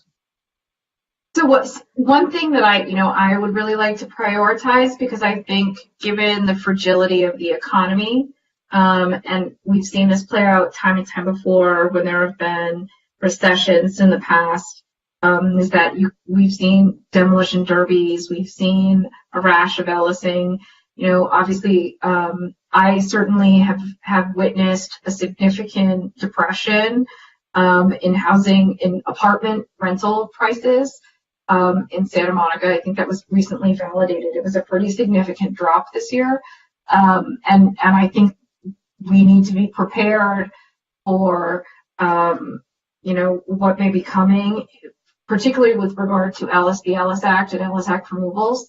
And I would like to be very thoughtful about making sure that, to the extent I'm not already protected under SB 330, which I'm not sure it does apply in this context or would necessarily mandate what we would like, is that, you know, to the extent projects are LS'd and raised, that we explore one-to-one replacement requirements. You know, I think that's a really significant issue in terms of our housing stock. And then I think also working creatively with folks who are making new developments so that there's more stability. Obviously, we're constrained by Costa-Hawkins, but I think a lot of the instability and kind of short-term or shorter-term rentals that you see, particularly in the downtown area, where like turnover rates are around, you know, 12 months to like 18 months, I think, that we try to find creative ways to help folks stay, become community members and not treat Santa Monica as kind of a resting stop, but actually their home. I think we have a really long history of recognizing that you don't have to be able to spend $4 million to buy a house here to be part of our community. I think that's a really important part of who we are as Santa Monicans. And I think that's really the value and, you know, the value of rent control here. Obviously, with a 72% renter population, you know, there's a lot to be said for how renters are allowed to kind of be stakeholders in the community. So those are real priorities for me. I think, you know, I know that City Council a couple of years ago had a post-Ellis Act report. I'd like to revisit that because I think we have to be prepared for some hardship in the aftermath of COVID. And you know, I think folks are certainly more hesitant to engage in co-living situations. I think that's, you know, that's a tricky premise to begin with, but certainly in the age of COVID, very difficult. So those are all things that I think, you know, I would like to kind of explore as we're thinking of ways to preserve our naturally occurring affordable housing stock, which really is a function of the rent control ordinance, or the rent control charter amendment. It's not an ordinance. I see Commissioner Duran has also requested to be in the queue, so I'll recognize him. Commissioner Duran. Thank you, Chair Phyllis. I'd like to add to the comments Chair Phyllis made about I think the the community, as she mentioned, 72% are renters in the city. And while your presentation, shows that homes, the median price is about $4 million, there are still, there's still families here. And what I would like to see would be a focus on keeping families in place. So there's, and I'm speaking anecdotally to some degree, but every time you see new developments coming up, what you see mostly are studio, 1 bedroom, maybe and 2 bedrooms, but you don't see anything more than that. And what's great about this city is that there is a sense of community, but I see that is beginning to wane as more development comes in. That's primarily 1 and 2 bedroom units. I think that there needs to be a focus on low income, extreme low income, deed restricted, affordable housing, but also with a focus towards families to keep Santa Monica a community. And a 2-bedroom apartment, with a family of 4 can work to a time. I have 2 kids of my own, and they're getting older, and they currently share an apartment, but as they get older, they're going to want to have their own space and privacy, and I got to accommodate for that. But if the vast majority of units available to me are 2 bedrooms or less, it really limits my ability to stay here. And I fear that that's true for many families here, and I don't want that to happen. So if I could make a recommendation, it would be to include plans that specifically address how we keep families here in Santa Monica with higher bedroom rental units, 3 bedrooms, 4 bedrooms, and include that as part of the plan, so that we can, as best we can, keep this a community that includes families and not simply people who are in and out for 1, 2, 5 years, and they move out so they can raise a family somewhere else. I'd like them to be able to raise their families here in Santa Monica. So those are my comments, and I thank you for your presentation and your time.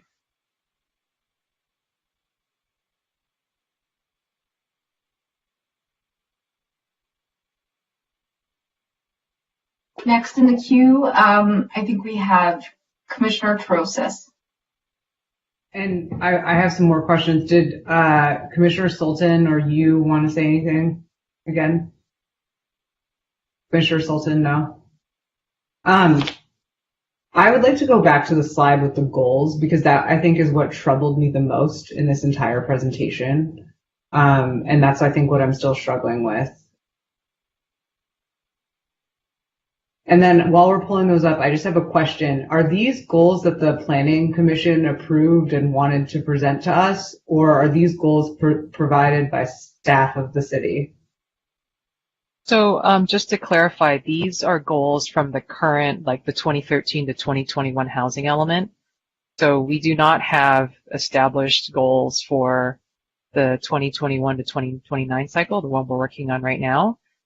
These are being presented to you just to share, because this is an update, so we have to look at what was previously adopted goals. And really the question is, are these goals still appropriate moving forward? So the Planning Commission had their study session last night. They gave feedback on these goals, as to whether they continue to move, should be pulled forward in the current update, and whether there's any new goals that should be considered.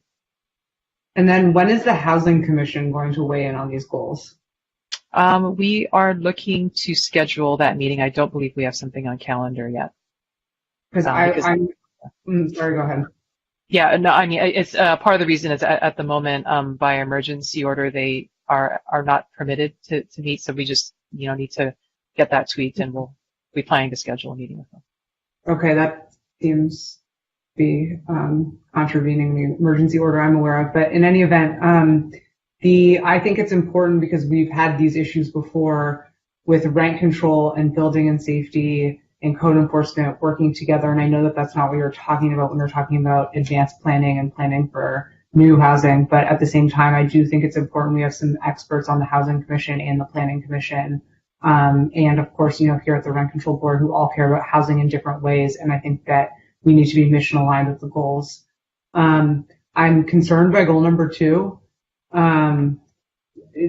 Housing production for all income categories is to me like saying all lives matter. I think we know that right now the prioritization is on our most vulnerable populations.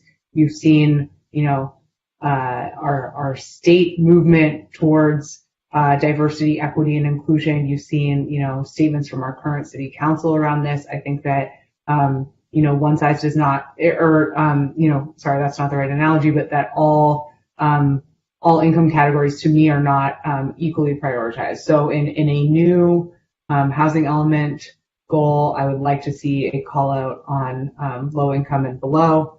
That's what I think, I would prioritize and what I've heard other members of our city council talk to me about. And I have to wholeheartedly second Steve's point that we cannot just continue to build very, very small units or shared co-living situations or one-bedroom apartments. I decided to live in this city because this city has a rich history of community engagement, involvement, and wonderful amenities, and I want other families to be able to enjoy it as well. And that's important to me because we want people to stay in our city. So I would just, state that is important. I like the facilitation of the conversion of at-risk housing. I would definitely encourage the city to explore affordable housing trust for already doing that.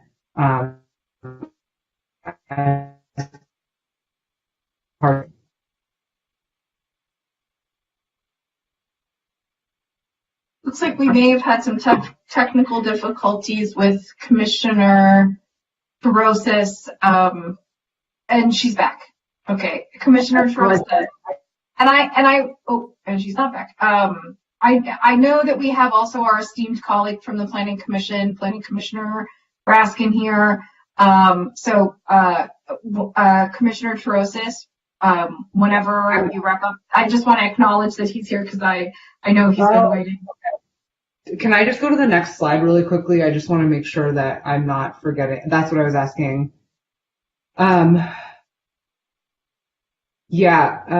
Okay.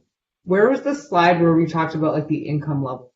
Are these all the sorry, next slide again? It's hard to remember. There are a lot of slides. Okay. Yeah, all right. I think I'm good for right now. I just really wanted to say I'm not cool with saying, we're prioritizing all income levels because I think we all know that trickle-down Reaganomics does not work to solve our housing crisis. Like Anastasia said, some of us have been working on this at the state level for years. Certainly, Tracy is an expert as well, as our staff at the Rent Control Board, and we know there wouldn't be a 14% vacancy rate on luxury condos, and an over 550,000 unit lack of affordable housing that's affordable and available to people that can live in it in this county alone, if trickle down like supply and demand work. So again, I just think we need to put our values first on helping those to diversify our community. It's already gotten out of hand, and we want to be diverse and accessible. Thanks. I think that's a really awesome and important point and a value of our community. So thank you, Commissioner Trosis. Okay, I know, Commissioner Raskin, you've been waiting for a very, very long time, very patiently, and we welcome you to speak to us on the board about the presentation and anything else related to this item.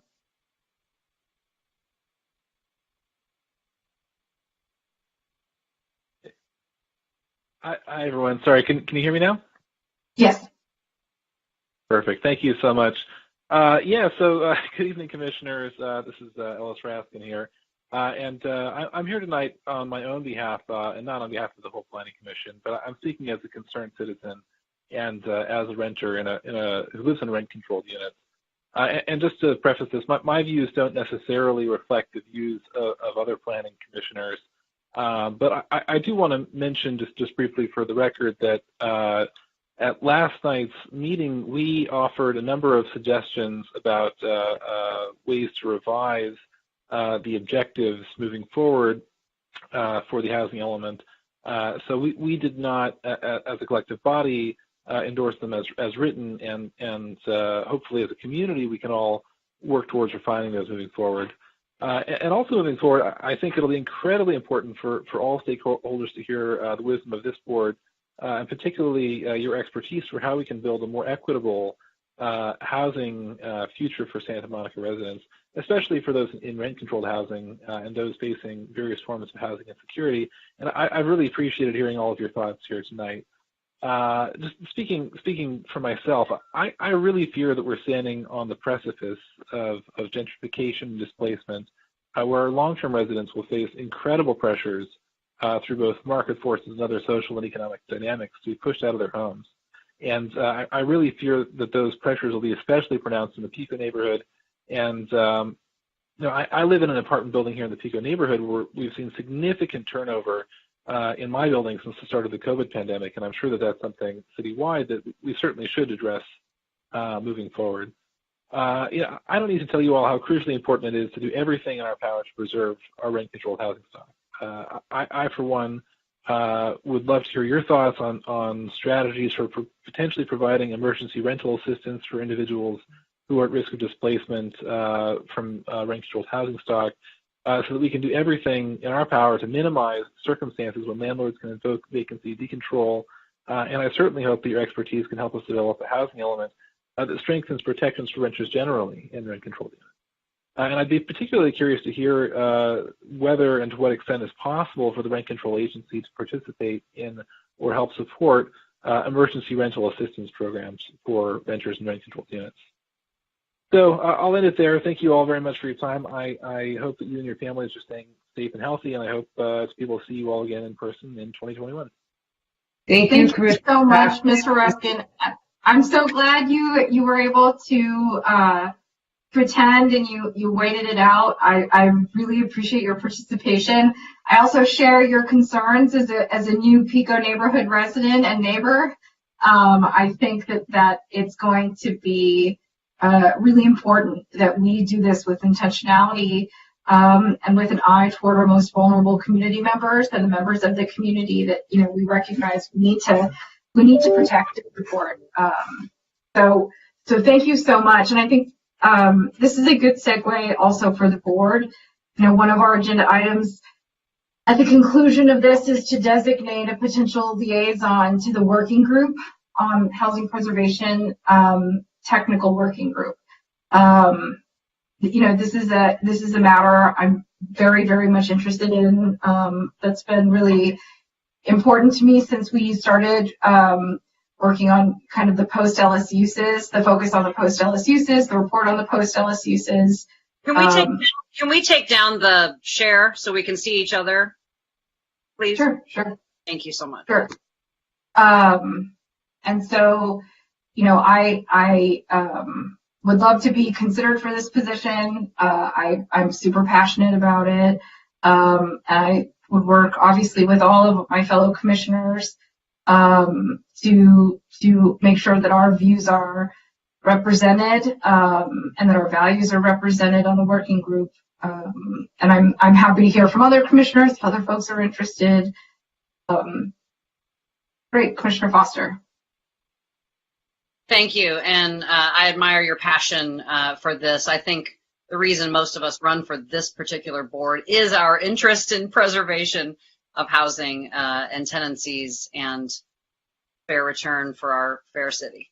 I too am very much interested in being on this working group. I am heartened to know that as long as we're all observant of any Brown Act issues, any one of us can be on all the various calls of the preservation working group in at least an observing capacity, as any member of the public could. And I'm hoping I think a lot, if not all of us, are going to be watching this process. But I too applied several weeks ago through the public process to be a part of the working group, and I'm interested in hearing more about how we can all participate. So Tracy, if Commissioner Foster applied as a member of the public and we have a seat as a member as a board, we go about doing that? Because I really do want to serve on it. I feel really strongly about it. And if there's a way for both of us to do it, I think that's the best solution. Well, but I do want to do it not as observers. I want to do it as active participants with a seat at the table. Well, I believe that the planning staff could speak to, I think all of the positions have been appointed for the people that applied from the public. We have indicated that one of the board members could be a participant, and also Mr. Mordezai is participating on the working group as our staff representative. So, how about two?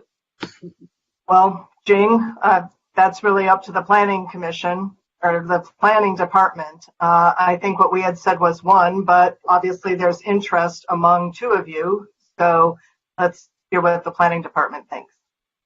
Yeah, it's been an open process. So, whoever applied, we just there wasn't like a filtering or selection process. If people signed up, you can join. So we would really have no problem having multiple, board members. We sent an invitation to all boards and commissions, so we have multiple members of, various commissions, in these working groups. So it's totally fine with us.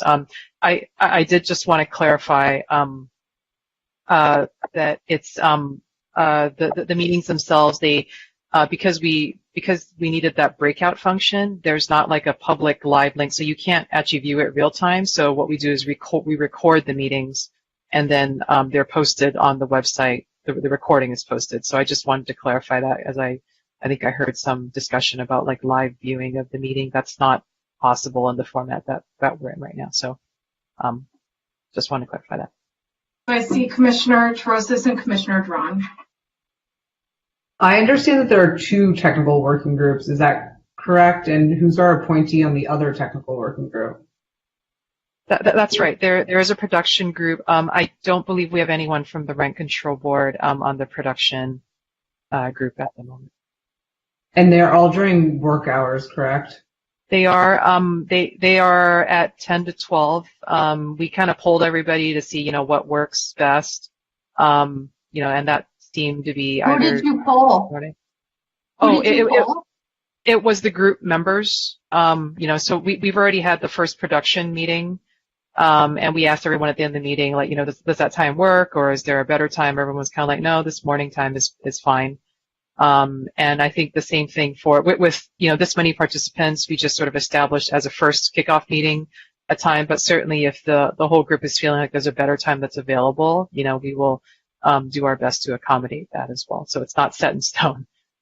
Maybe to clarify for Commissioner Phyllis, or for Chair Phyllis, there was a public portal that was associated with some of the emails that were coming out from the city about the housing element, and I applied there. And I did receive some responses from the housing planning department inquiring as to what times of day it would work best. And so there was a public-facing sign-up for that a few weeks ago. Are you already on it, Anastasia, then? So it was unclear, and I had sent an email to housing that it was unclear that I had been, that it seemed like it was going to be a selection process. And I was waiting and waiting and waiting to be selected or not selected. And when I sent off an email a couple days ago, or a few days ago, I was informed that if you simply filled it out, you became a part of it. So I don't know if that deadline has passed, but that was the part that I participated in where I did receive an email asking what times of day would work and that sort of thing. So there was a process that has already come to pass. Okay, so Jing, this is my question. Is Commissioner Foster already on one of these working groups? Yeah, she signed up for the stability preservation group, so the housing preservation group. So yes, she's okay. So, I think it was unclear as to whether the board was so as to if that was official. So do you want to be on this, Anastasia, do you want to be on the stability and I'll be on the technical preservation? Are you okay with that? That's the same thing. There's only two It's working the same groups. thing. Okay. Now, so apparently I am signed up for preservation. You can also come to preservation. Okay, as a member of the board, and you're already on it as through the public process. Okay. As I now understand it. Yes, thank you. Commissioner Drawn. Oh, if it sounds like there's no objection to having two members go. That being said, and if this requires a motion, I'd like to make a motion that Chair Phyllis and Commissioner Foster be nominated to take on that responsibility on this housing board. And just to clarify, we're not appointing anyone to production. Tracy, do we have Carolyn, a would staff? you like that? Do you think we should have someone on production? I don't know. I mean, I think that I would like to do it, but honestly, I cannot meet during the workday. It's already absolutely insane at work as it is. To take 2 hours out of my workday is just not possible. So, yeah, I personally think it's a multi-pronged strategy. It's not either or, but, and I think I talked very strongly about production being, focused on certain income levels, not, people that are in households at $200,000 a year. But I defer to the collective. Tracy, is it possible to appoint someone to the production work group, or do you think that's a waste of our time? Well, I think the board's primary focus, as stated in the charter, is preservation of the existing housing. I don't know, we can ask Ms. Sherman. I think we might not have properly noticed this on the agenda to appoint somebody to the other working group, because we only focused on the preservation working group. So what do you think, Ms. Sherman? I am just taking a look at the agenda, but I think that may be true if I don't have the agenda right in front of me. I have it in front of me. It says, yeah, the agenda says only the possible selection of board member to participate in the housing preservation technical working group. So I think Ms. Condon's right. I agree. Okay. Yeah, that's too bad. I would say that I would like to have a staff person from the rent control agency on the production one. But yeah, I mean, Carolyn, I think you're right, because often the production issues overlap or sometimes even conflict with preservation, as we've come to see time and time again. And I think having someone with a keen eye for how to protect our rent-controlled housing stock, particularly in areas that might be perceived as opportunity sites, but actually have rent-controlled housing in them, and people might get displaced, like what happened downtown. I think that, and when I say what happened downtown, I'm talking like over a decade ago, decades probably. I think I agree. Is there any way that we can agendize that for our next meeting? Because I do feel like it would be important and helpful. I feel like there has to be a way around this. Can we just have someone? We have staff liaise. I mean, can we just have a self-nomination, like whoever wants to be on production can just go finish the paperwork and do it? I mean, I don't know that we need to take official action. Right, but we let's can, staff administrative handle it. Yeah. Is that a possibility, Ms. Yo? Yeah, so I don't know if there's someone here who wants to do it, or if Tracy, it's possible to just make sure that we're in part of those in those discussions. Yeah. So if I can just clarify, we have a interdepartmental kind of like housing team. So the city planning team is leading the housing element update. We're obviously doing all the work, but our partners in this are the rent control board staff, staff from the housing division, and community services. Because a lot of these, as you can see, a lot of the programs are not administered by city planning. We don't issue vouchers, just as an example, right? So we have a staff interdepartmental team that is steering this process. So, we include Tracy and Haka and whomever else from the Rent Control Board staff in periodic updates at key decision points. So I just want to, if there's a question about that, I want to assure that the Rent Control Board staff is an integral part of this process, if that's helpful to some of your thinking. Maybe. Thank you, Jing. Well, if the production time changes, I would be happy to do it and self-nominate myself, but it sounds like the meeting, I had looked at the application, I'm just going to be frank, like a couple of weeks ago when I was thinking about applying, and when it said already on the application that the meetings were from 10 to 12, I didn't even apply because I know that I can't be there from 10 to 12. So I think you have a self-selecting group of people who either are going there because it's their job, Haka, or people who have applied and who can have a flexible work schedule. Yeah, certainly not working class, I feel like. No, not to say that Haka doesn't really care about this. Yeah, no, I'm just saying. I just would like to clarify that the working group that I am attending as a rent control staff member is the preservation one. It's not the production one. Right, sorry. Yeah, I'm aware. I was just making the point that like you're either going to these meetings because you have a flexible work schedule or you're required to go as part of work. And I understand you're on preservation. And I know that you're going because you're also very passionate about this as well.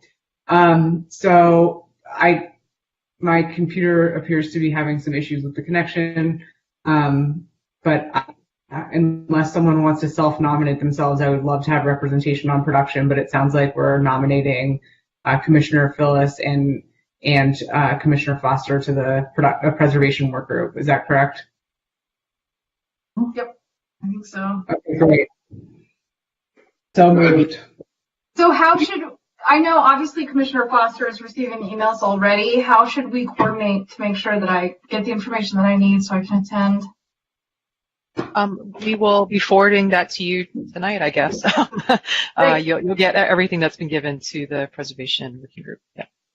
Excellent. Okay. Do we need to vote on this, or are we okay with not voting? I think we should vote. Yes. Yeah, we can vote. Record in this COVID. And then my last question before we vote is if there's no violation to have, well, let me ask a question.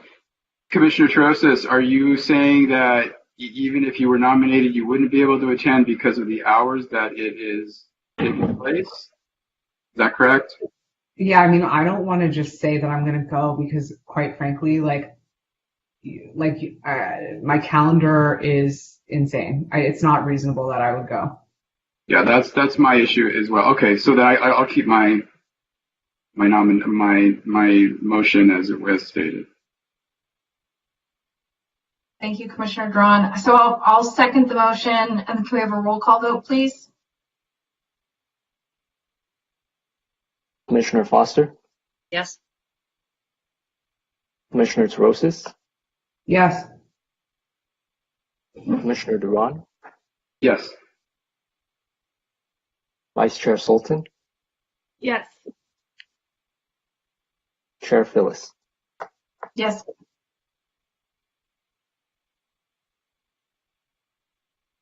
Okay, that concludes our active agenda items for the evening. Carol will entertain a motion to adjourn. Move to adjourn. There's a second? Second. Okay, all in favor? Aye. Aye. Okay. Thank you, everyone. See you in 2021. Bye-bye. Happy New Year, Merry. Bye. Happy holidays, everyone. Happy all the things. Thank you, everyone. Night, everybody.